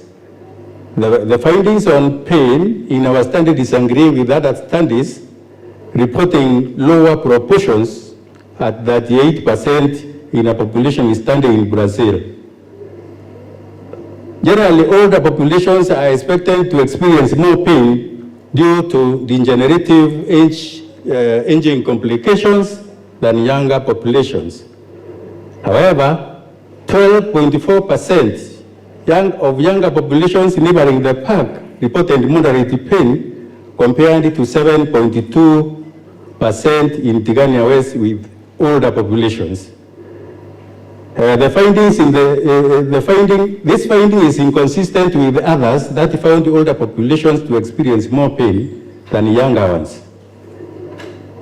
There is a need through One Health platform to investigate the cause of worry in Igembe Central, around the park, and the pain in the two standard areas. Conclusion and recommendations. Overall, the residents at the human-wildlife interface and the non-human zones widely reported no problems in all other dimensions except anxiety, depression, and pain. However, the health rate and the quality of life significantly differed between the two populations. The respondents of Igembe Central at the brink of National Park reported more problems in the worry, anxiety, depression, and pain dimension of the EQ5D5L than their counterparts in Tigania West. Further studies are required to establish and address the cause of anxiety to improve the mental health of the population. Those are the references, and we thank the Royal Society for Tropical Medicine and Hygiene who funded this study. Thank you. Let's appreciate Meriti. Thank you, Meriti. We are going to take 2 questions for each of the presentations. We can start with the one by Meriti, and then we go to the one on the laboratories by Nakitale.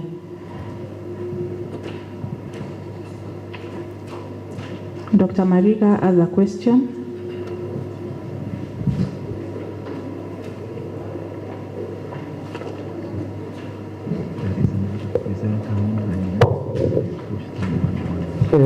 Thank you, Meriti, for the presentation.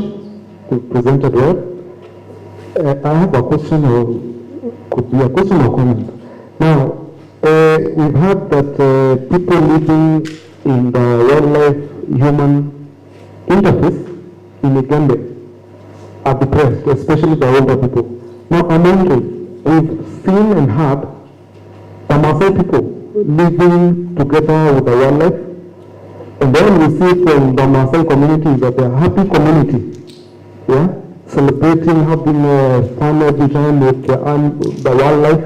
We've never had of any depression. If anything, maybe the people from Igembe don't know how to interact with animals positively. Did you consider or compare any studies in the country for such a human-wildlife interface? Yes, while reviewing literature, I looked at the wildlife conservancies. In fact, there are a lot in this paper. If we went through the body of the paper itself, and incidentally, this is the first study of this kind. It has not been done around the Maasai areas. And again, the Maasai way of life is different from that of the Meru, because these people are also, they are farmers. You hear they grow crops a lot. And the Maasais are just grazing their animals together with the wildlife in what they call community conservancies. So, other than maybe the animals, they do not get any stress because they have been there and they have been grazing on the land together with the animals. So they do not have any psychological, they may not, because we need some research also to confirm what Dr. Mariga, you are asking. This is just what I think about it, but a similar study has not been done around there, and I have not come across any literature in that place talking about the health-related quality of life specifically. Thank you, Meriti. You may have a seat. We can have one question for Nakitale. Thank you. Oh, for Meriti. Oh, yes.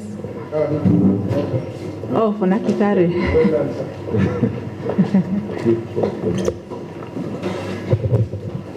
Just one question, a simple one.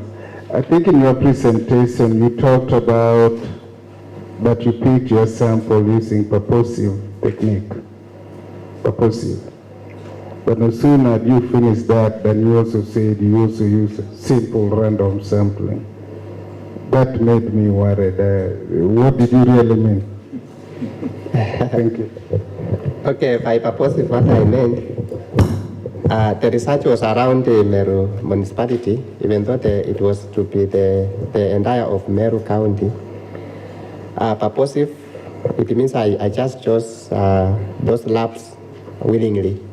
I did not go through any other process. I just said it is Meru level 5, go to woodlands, just like that. But there's more research on that. I have registered for PhD here. I will do more about it. I have an admission letter. Yeah. So, Professor will just see everything now coming to the limelight. Thank you.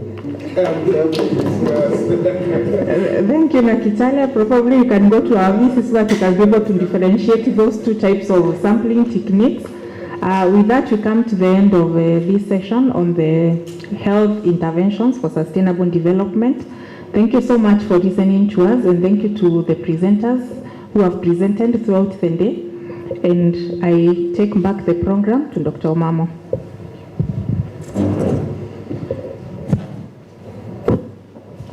Thank you very much, Dr. Mary Joy, for that session. We are now coming to the tail end of our program. And before we do this, we had very many guest speakers. Some of them got a chance to address us, and some of them did not.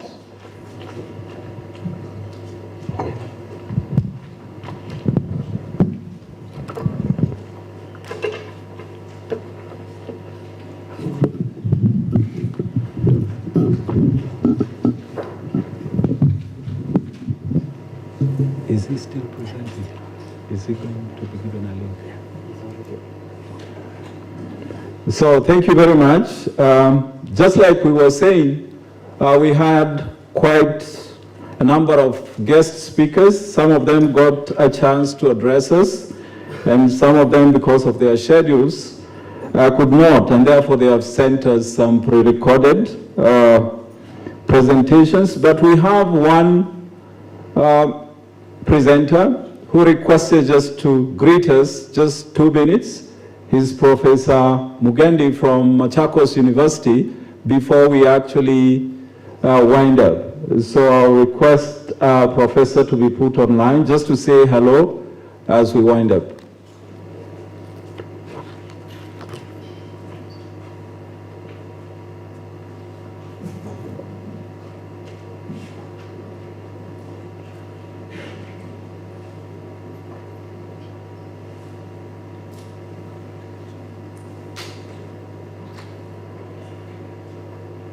Good afternoon. Good afternoon. Can you hear me? We can hear you. Excellent. So the Vice Chancellor, the DVC for Administration, Finance and Planning, Professor Charity Gishuki, Senior Management of Meru University of Science and Technology, Deans, Directors, Chairs of departments, guest speakers, keynote presenters, and all the attendees, all protocol observed. Ladies and gentlemen, it's a great pleasure for me to be here. To Amos Shege for connecting me to your esteemed institution. I met him through the planning of the International Association of Science Parks and Areas of Innovation at Konza, where we recently hosted a conference. It's been my privilege and pleasure to have been with you. I've actually been with you since yesterday. And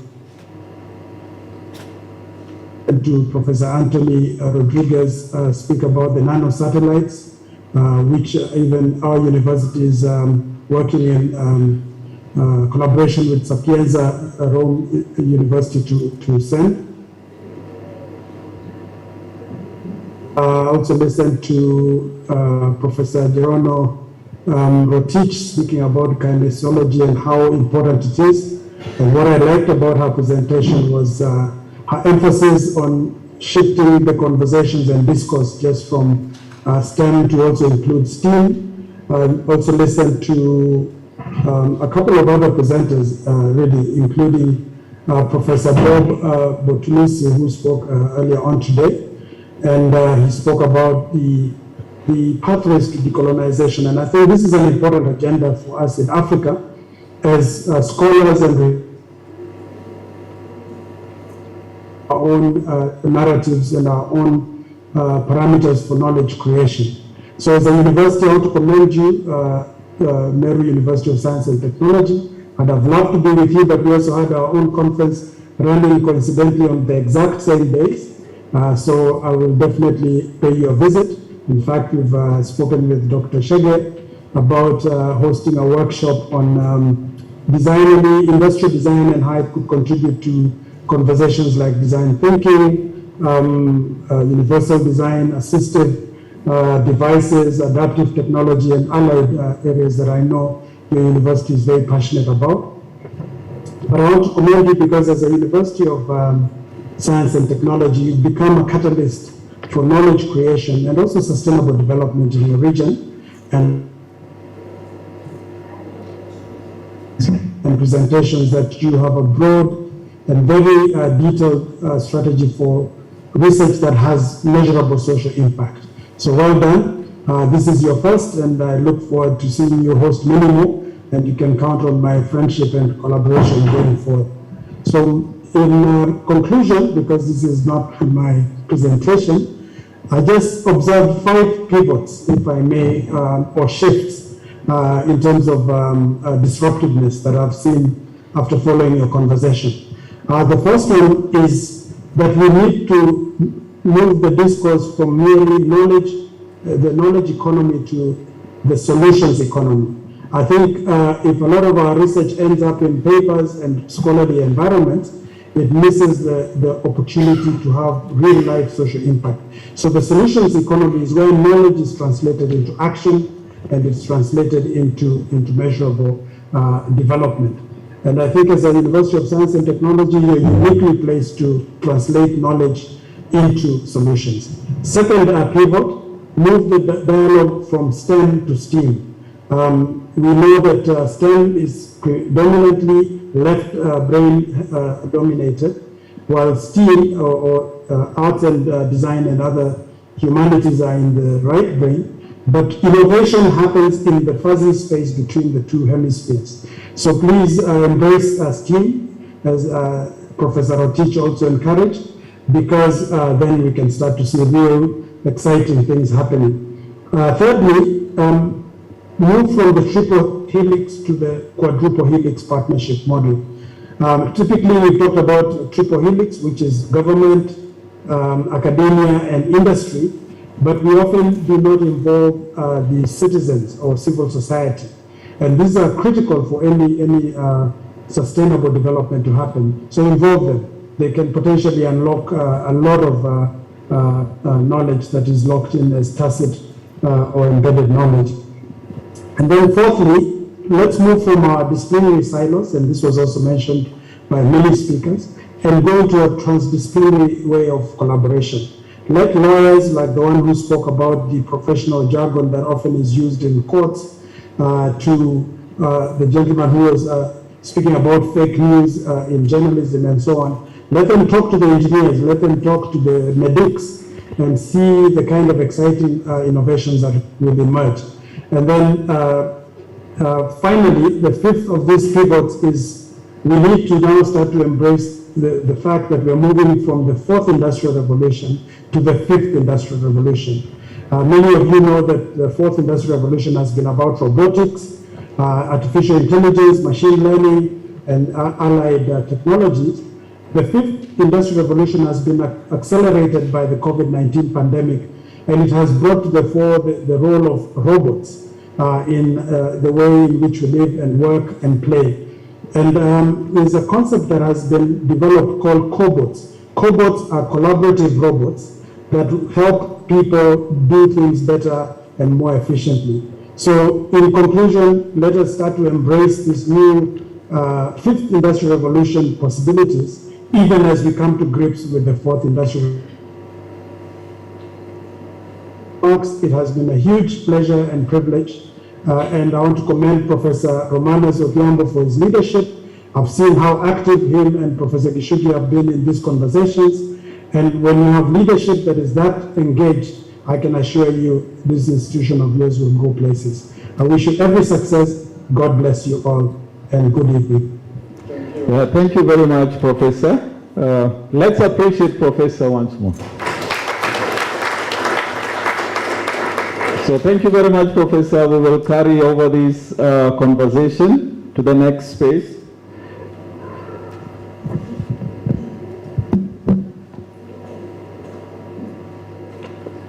So just like I was saying, thank you very much, Professor Mugendi.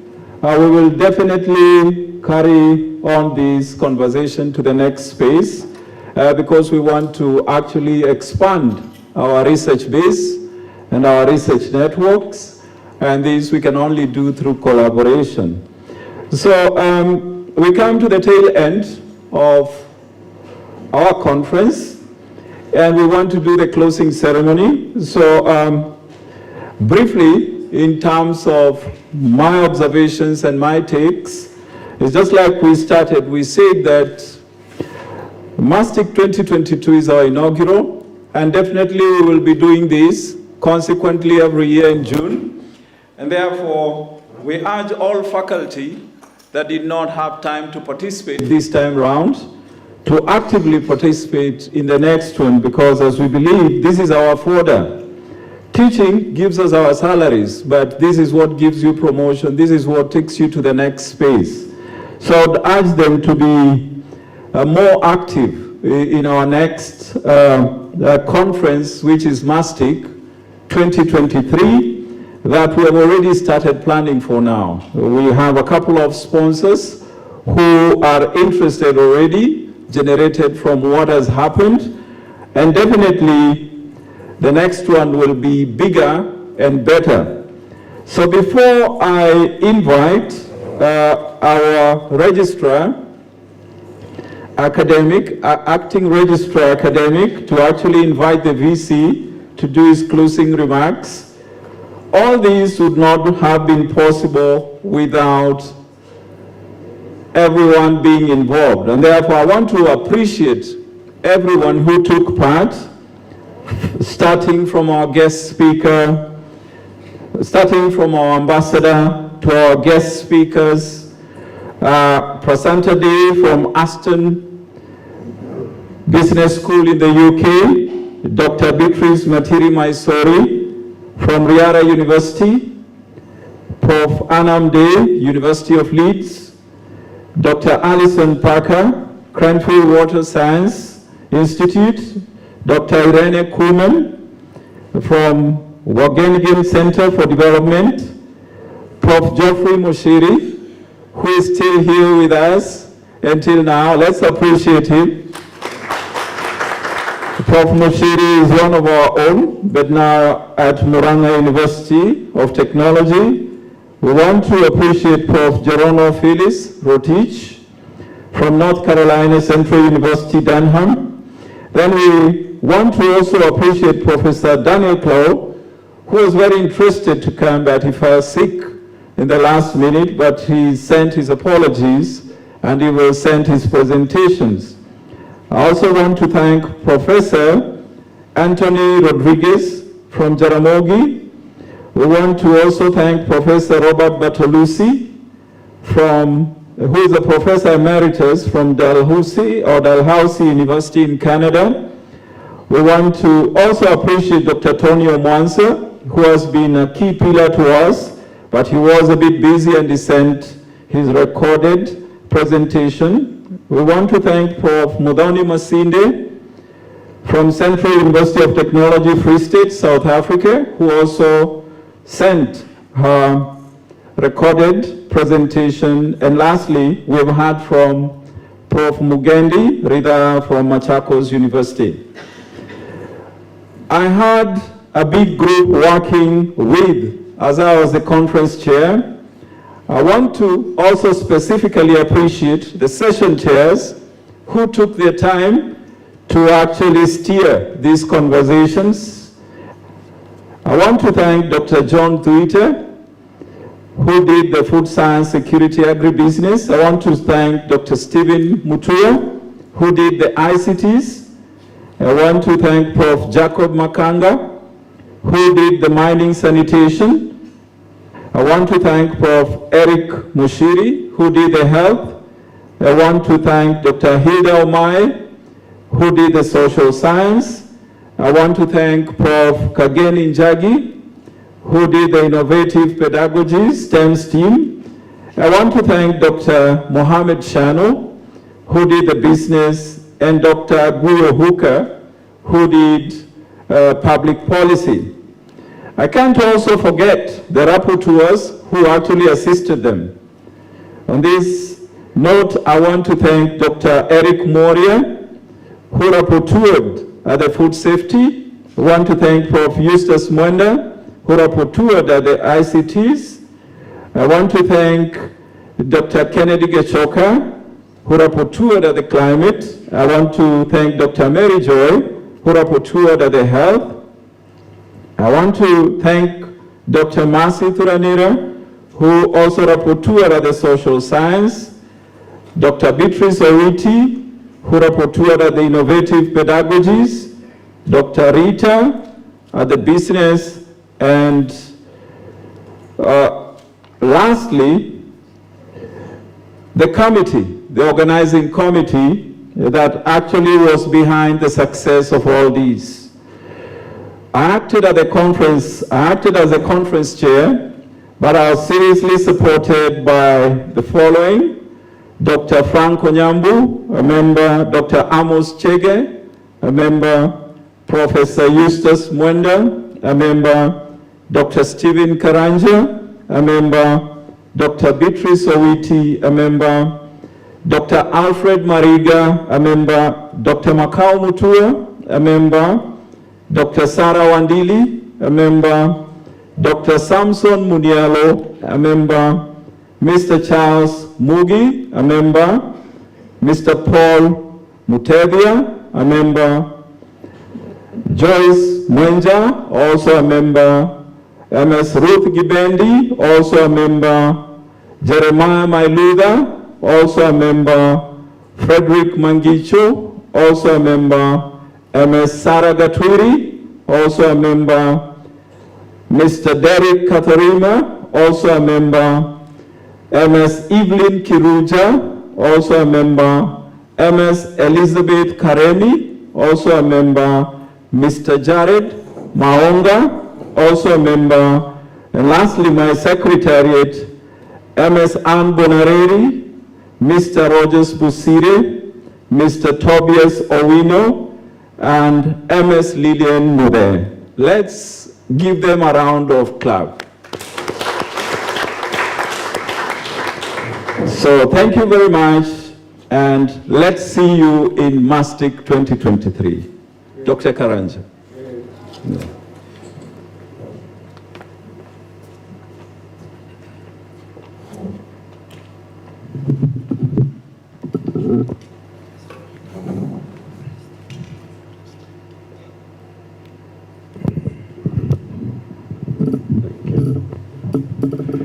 Yeah, ladies.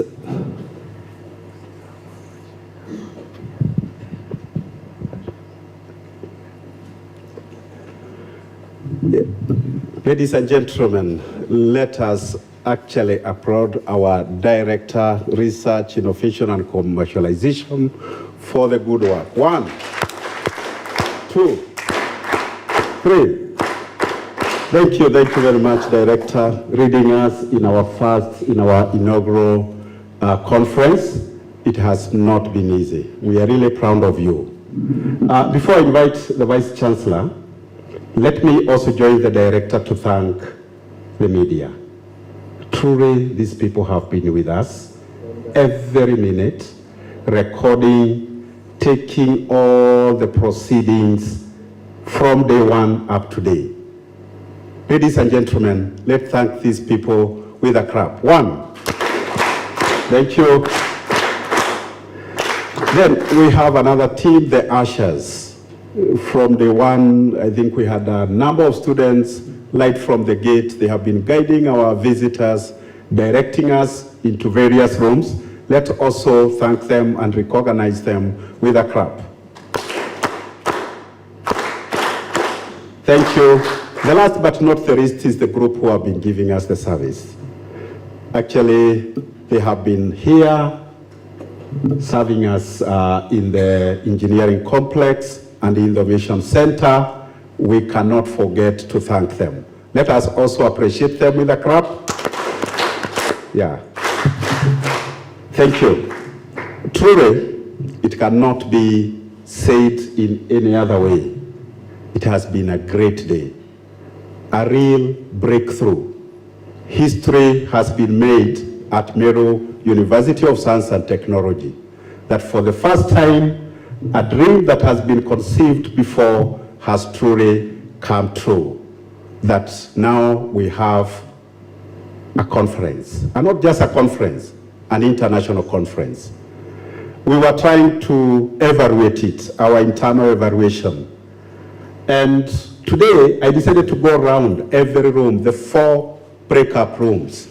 And what excited me is the debate that was going on. And I said, wow, we are truly in a university. I think, Prof, this is something that we should give a very big support to make sure that now as we march to the second one, the 2023, we should actually hit the international news. I'm very happy that one of them have said he has been following the proceedings. And another person told me yesterday that I saw you speak somewhere. And truly we are now being heard everywhere in the world. So I truly thank you. Very, very sincerely from the bottom of my heart, I truly thank you for your contribution. Now that we have started it, especially members of the faculty, the deans, the directors, I do believe now when you go back to your schools, you should actually start preparing your faculty members, the postgraduate students for the next conference.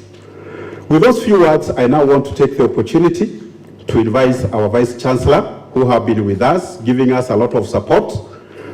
He has been with us from day one. Prof, we are also grateful. And now I welcome you to make your closing remark.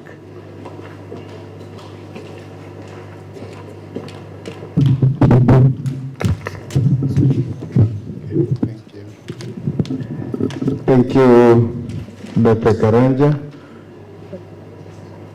Our chief guest, Ambassador Simon Nabukwesi, the Principal Secretary, State Department for University Education and Research, all our guest speakers, our Chair of Council, Professor Bosire Munari Mwebi, that's the Chair of Council, Meru University of Science and Technology, the members of Meru University of Science and Technology Council, Vice Chancellors, my friends who have been following us, or their representatives from our sister universities here and outside. My management team, we are only a team of 6.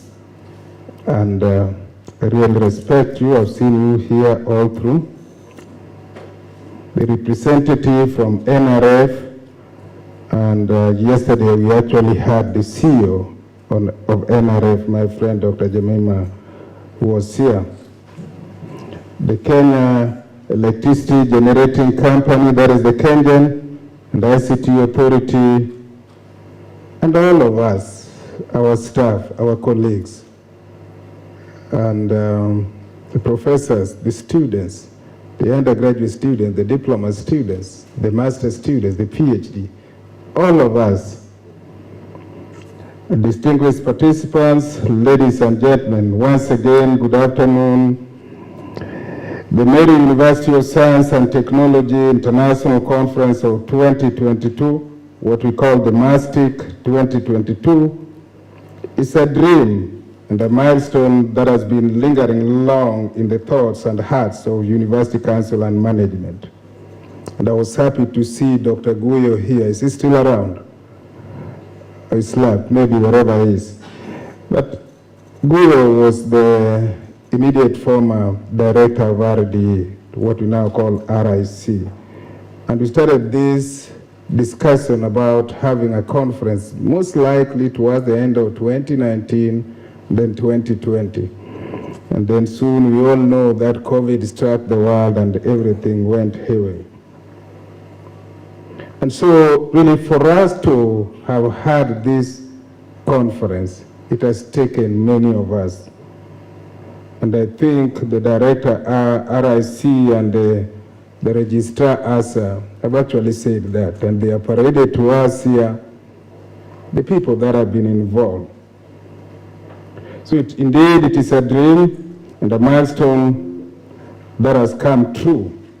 The conference has fulfilled one of our aspirations, that is to provide a platform where researchers can converge in our university to share knowledge on their research, innovations, and even commercialization. It has been a learning process for all of us, mabibi na mabwana, learning.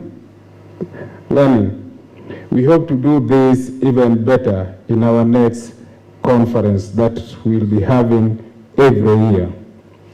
There anything that we learned also, remember this conference was to be in April, and we realized that all over the world, April is when people clear their second semester, and outside there they break for their summer semester. And also during that summer semester is when people get engaged in research, attend conferences, do this kind of thing. And that explains why we changed it at a short notice from April to June. And I think in future, for you, our staff here, and the whole world, this is what we would like to do. I really plead that we put it in our diary every year, looking forward to our conference. We had a pre-conference, Professor Musiri, and thank you for being a friend of this university. For those of you who did not know, Musiri was a professor here, lecturer, senior lecturer here in our Institute of Computer Science. But you see, doors always open, and he left. Lakini nikipata pesa, if I call you to come back, si utakuja tafadhali. I think I really admire you.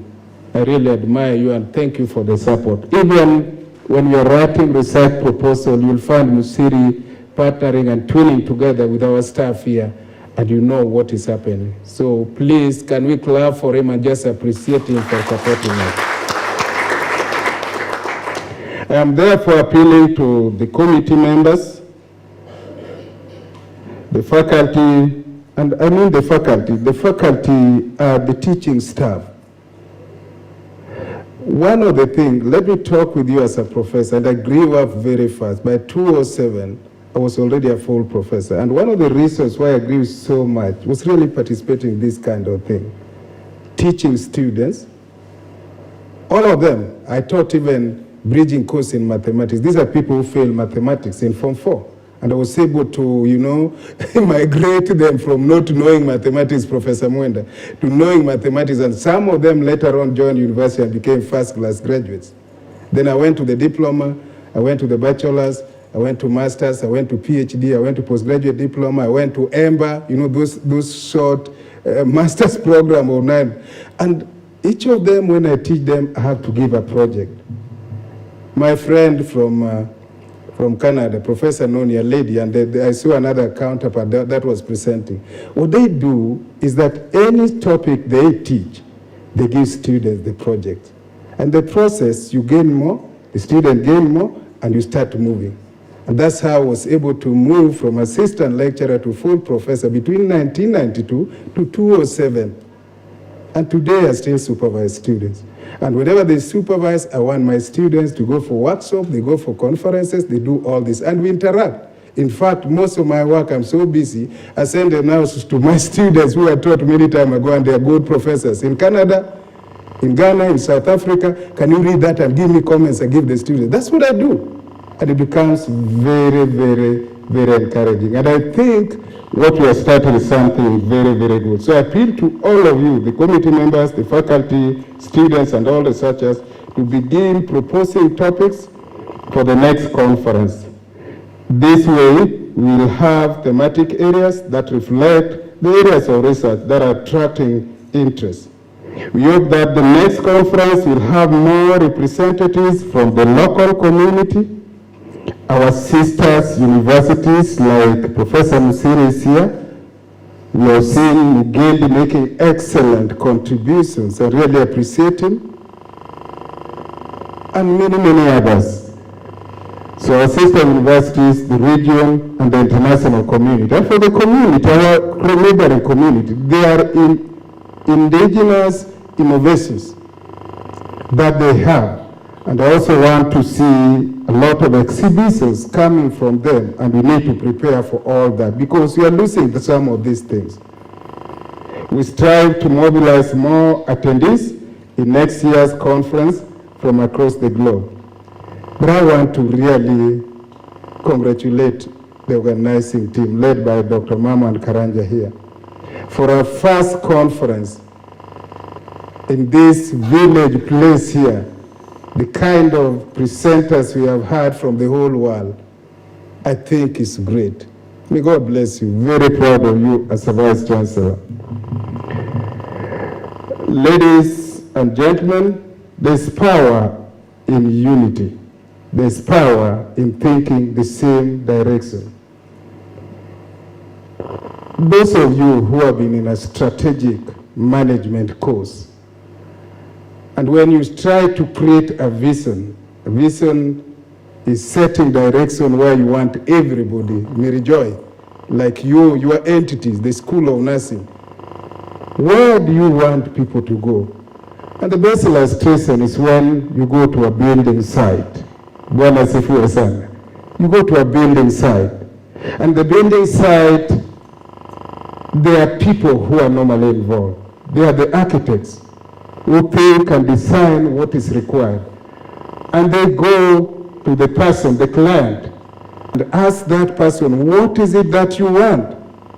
And then the architect put this thing in writing and come up with a plan, the architectural plan. Like this building. I remember the person who designed it, a friend of mine, but I was not here when it was designed and when it was being procured to design this place, Professor Otoki. And I'm sure I talked with the university management, I talked with the council, and came up with these excellent lecture theaters. Then after that, there are what we call the consultants, the ones that will make sure that the strength is there, the lighting is there, everything, the aesthetics and whatever is there. But a very important person, ni hao watu ambao wanabeba mawe kama mnajenga, they carry the stones. And the story is being told, somebody went to the site and people were asked, like you academics, you'll be very academic. But the one person who answered the right thing was the guy who was carrying the stone. He was asked, what are you doing here? And they said, we are building a cathedral. And that's what all of us as academics, we have to work in unity and know that we are building a cathedral called Meru University of Science and Technology. And in this particular week, one of the building blocks of that Meru University of Science and Technology is basically research, innovations, IP, and commercialization, what we call the RIC. We have preached this to you, my faculties and all of us, and sometimes it is misunderstood, but it's actually a good thing. I heard people say, was it Professor Mugendi, that very good research, very good discussions in terms of what we are doing, but so what? And that what comes with what kind of products, the innovations that you come up with. Do you have the IP? And are you able to now make money out of that? And I think that's the next level. That informs the change of RDE, Research, Development and Extension, or Entrepreneurship, to RIC, and it's meant well, that whatever I do, I should also think the implications. What is it that I'm going to get out of this? And that's why I was talking about, it's not about just the knowledge about publications, but also about economy, about economics. And that's what we are pleading with you guys, that as my faculties and all over the world, I know people are listening to me, we need to do that. We are not only doing knowledge-based research, but also something that can also add to the pipeline of bringing money to the institutions where we are. And those of us who have been in the system for a long time following that, there is money in research, there is money in teaching, there is money in innovation, there is money in commercialization. So this conference has opened a sea of opportunities for our universities, researchers, faculty, and all the participants from the 9 thematic areas. For instance, the university will pursue the collaborations with Kenyan. Before they left, they came to my office, and the great things we are going to do. The university will pursue collaboration with North Carolina University. In fact, I've already got a letter. They want me to be one of the keynote speakers in their September conference, and among the many other things we are going to do together. Of course, we really congratulate Professor Jerotich and Kenyan for this. Collaborations do open avenues of exploring the uncharted areas, and we decide to walk and lead this path. You all remember, especially my staff here, we had a pre-conference days, and I assembled for you people here almost 25, 30 of them, coming from all over Kenya, and some coming from Netherlands. I think we had about 7 or 6 from Netherlands, 7 from Netherlands. It's the power of collaborations. It's the power of collaborations. And it doesn't come easily. I remember when I was trying to constitute this, and we are Kenyans, those of us who are Kenyans here. You know, universities are supposed to be up there. The national polytechnics are here, and then the TTIs are somewhere here, and then the vocational training college are down there. Do not trample on them. But I remember we had to constitute this, and people were wondering how it was going to work. But at the same time, we also had to look for some universities in Kenya, in Netherlands, and all the rest. And 3 years down the line, what we have achieved is just amazing. And it makes our work as academic exciting, ladies and gentlemen. I heard Dr. Beatrice Owiti somewhere here. He's just a teacher of English. And when I was putting her there, people wonder, what is this to do with agriculture? I heard Daniel Maitege, a teacher of physics. People were wondering, what is all? I heard Professor Remy, Associate Professor of Food Science. People were wondering. I heard Associate Professor Masinde, Associate Professor of Horticulture, and many, many others. And then you go to the colleges, you go to wherever, you also try to look for the politicians, your community leaders, you want to put all these things. And then that multidisciplinary aspect. What we have realized and achieved is just amazing. And this is what I'm telling you, that we learn to grow and really embrace this. So I thank all the researchers and innovators for participating in our inaugural conference. We value the sacrifice of finding time to share your research papers with the world.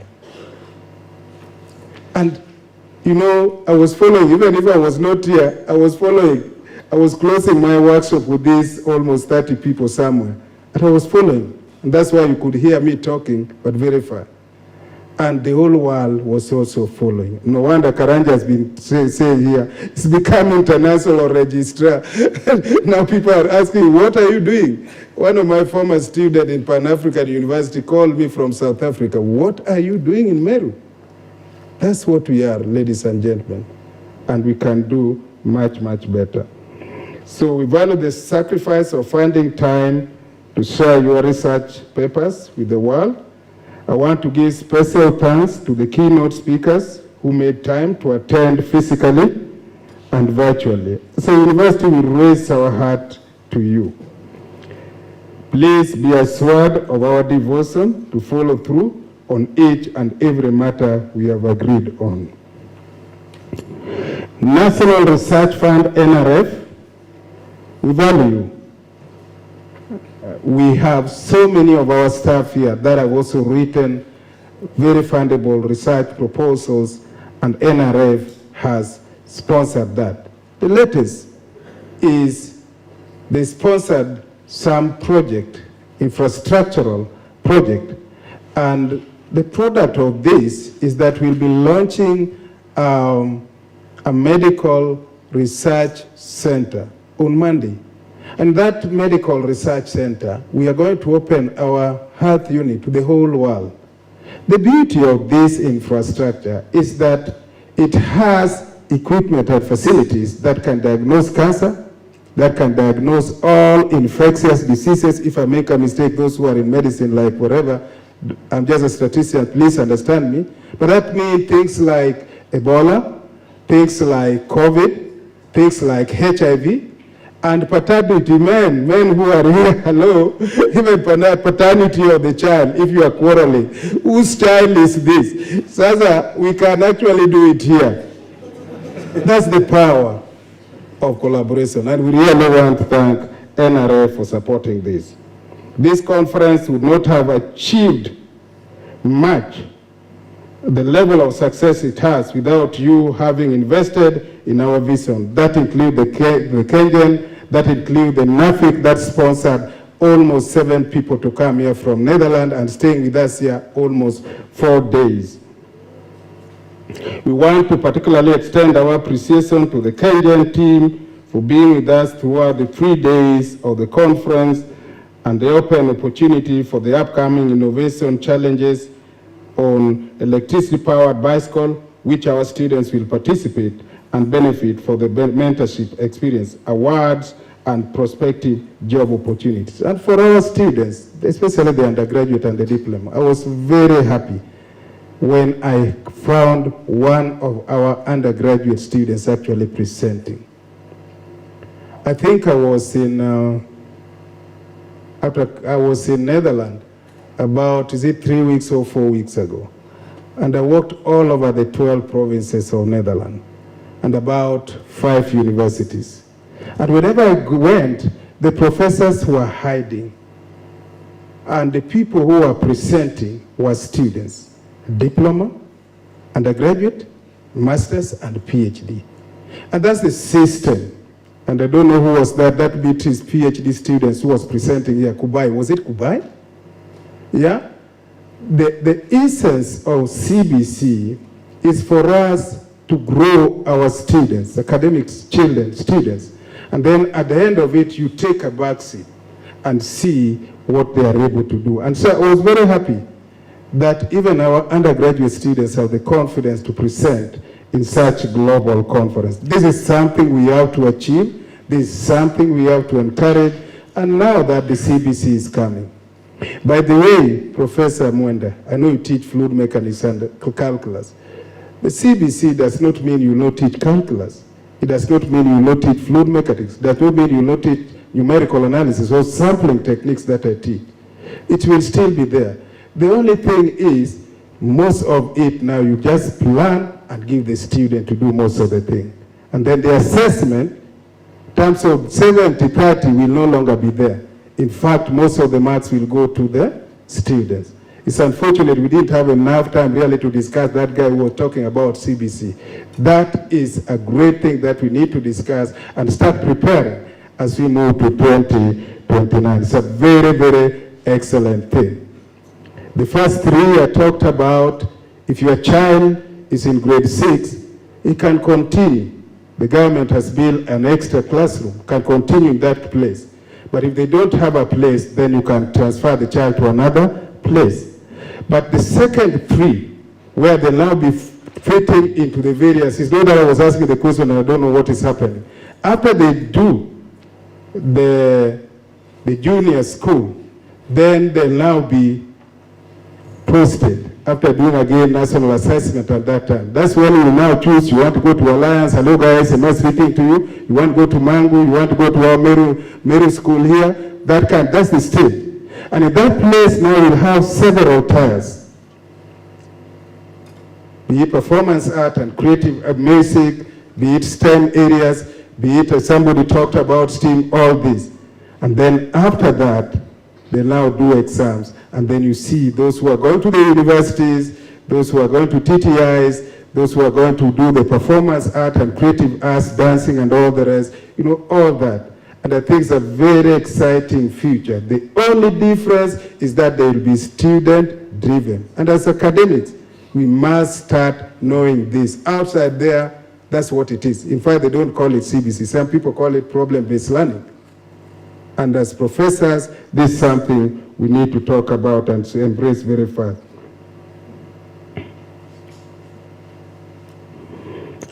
I thank all the researchers and innovators for participating in our inaugural conference. We value the sacrifice of finding time to share your research papers with the world. I want to give special thanks to the keynote speakers who made time to attend physically and virtually. So university will raise our heart to you. I think I talked about this. I wish to thank the committee charged with the mandate to plan and coordinate this conference. And Obama and Karanja, and I know you work under your boss, Professor Turanira, who is on leave. I like the way you have integrated the whole university. Be it security, be it accommodation, be it catering, be it the Vice Chancellor, be it the Council, all of us were involved in this. And I think that's how it can be as a family. And that no wonder we are very, very successful. For those of you who do not know, I was a DVC academic JKWAT for 10 years. And even before that, I was a dean. And I used to organize, I can see Professor Makanga here. You remember I used to have annual conference, even in the faculty when I was a dean for those 4 years. That's how now we developed the university conference. And this is not to spoil you. The level you have achieved here, I never saw it those 14 years when I was a dean and then when I was a DVC academic. So we can clap for ourselves. Well done. And the success is basically we are working together as a team, and as the saying goes, together everyone achieve what? More. And we have achieved more. I highly appreciate your hard work and zeal. Take time to study what can be improved and curate an even better experience for MASTIC 2023. The work begins. In fact, one of the things your teams will do is basically to have a meeting next week. Don't delay it, to do a postmortem. And one of them before that, Omamo, perhaps you can have an evaluation paper online sent to every participant. And they give you ideas, where did we do well, what could have been done better, what do you see, we want to see in future, and then after that, have a meeting and go through them and see what we can do together. And I'll support you as your Vice Chancellor. I carried all participants who presented to take the reactions positively. I know I asked some people some technical questions. And maybe one of the days, perhaps I wish I could have time to teach for you research methodology. Because as a professor of statistics, when I see people presenting and they're talking about hypotheses, sometimes I feel there's something seriously wrong. And this I've seen in School of Health Sciences, School of Engineering, School of Business. There's a conceptual problem. And this you can only get to know when we are talking together. A hypothesis is a conjecture. And you can't spend time, you can't spend money to go and test something you have said is not there. Because most of the time, we all state the null hypothesis. So, Mary Joy, not you, but Mary Joy, the random variable. Why do you waste time and the money that you are going to test something that you have told us is not there? What needs to be stated is basically a research hypothesis, an alternative hypothesis. I think that's what you guys understand better. That, Marians get annoyed so much because they take me. Sorry, don't ban me, you guys. That's a conjecture. But don't say because they do not take, then you have no reason why you do this. But I think these are things we'll discuss as we move on.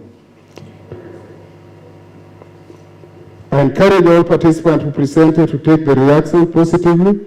As researchers, let us aim to develop our research projects into finished products. I did talk with Dr. Mugendi. You have heard it.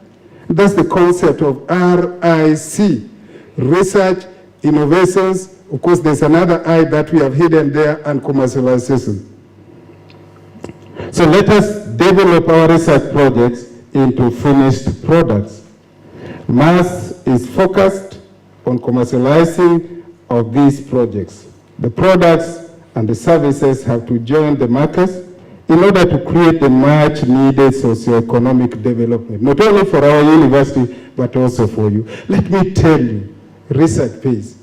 And for us in mathematics, it was very hard when I was a young academic really to get into research, because we like, if I start talking here and writing what I do, you'll all run away.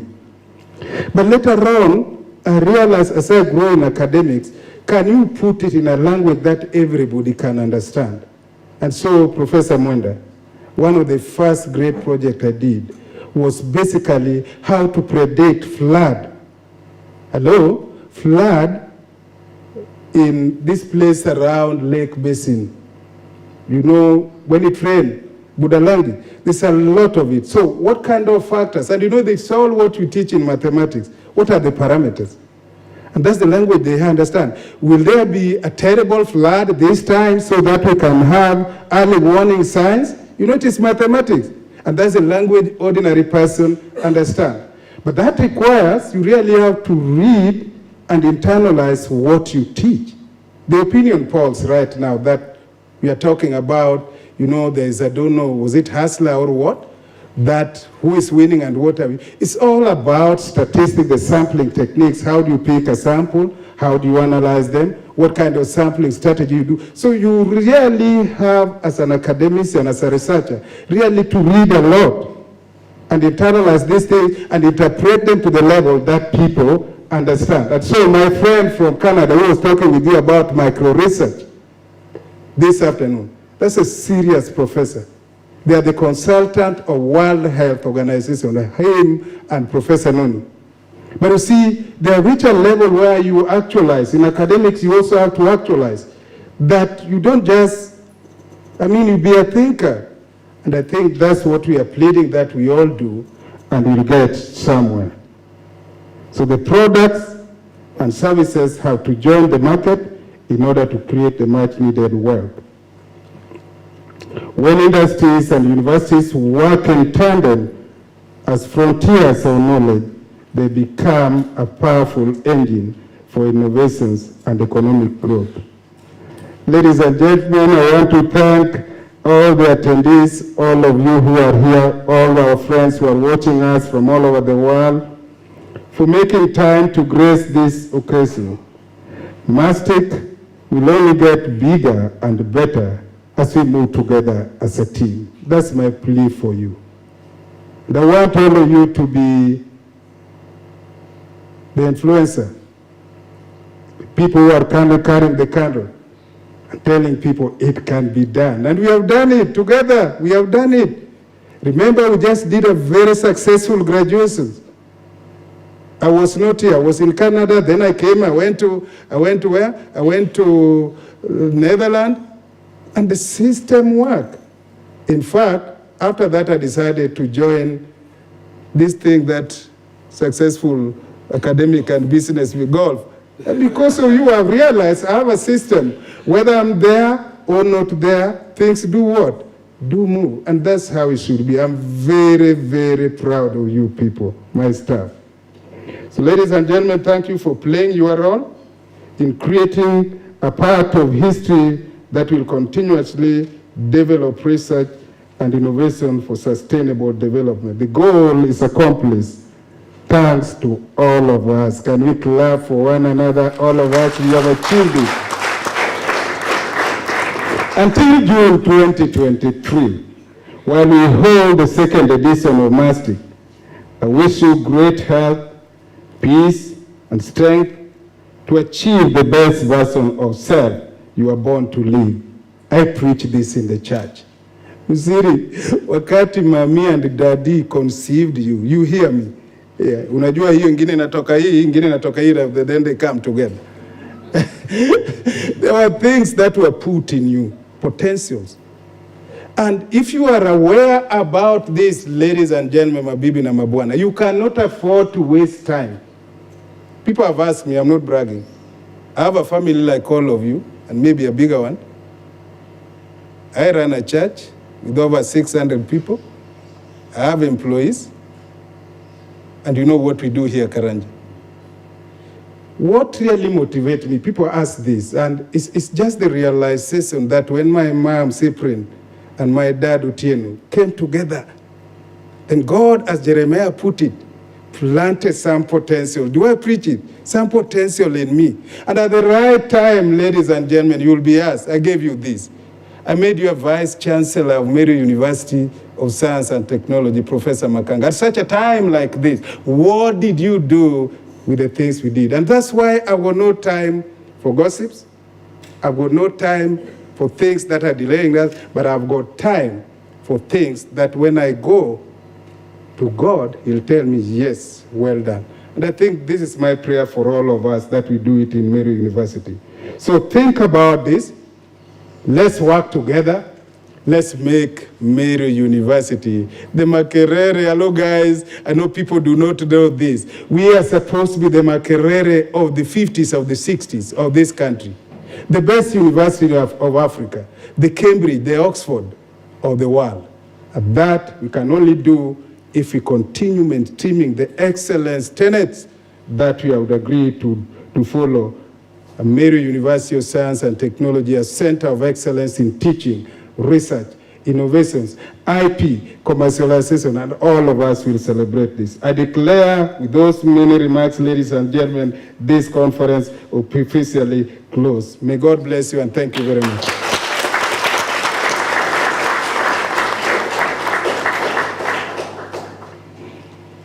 Thank you. Thank you very much, our Vice Chancellor, for the words of advice. I'm very sure what you have prophesied will actually be true. The 2023 will be one of the best conferences that maybe this country has organized. At this particular point, two things. We want a photo. And I will request the deans, everybody, I don't know the people who will be taking it where, maybe we can come up to here so that it can be memorable. So our team, I think Dr. Mutua, your team, I think can organize us. As they plan on how we are going to take that group photo, the director informs me that all the abstracts are going to be published in our journal. And the presenters who would wish that we publish their paper, they should actually give us a full paper that will be subjected to peer review and later on published in our journal. With those words, after the photo, I'll request Professor Eustace Mwenda to prepare with crossing prayer so that we can thank God because we started with him. So members, I request you come forward here.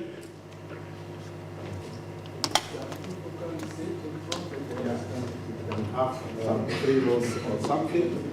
Let's come down, members. We shall see how we can fit here.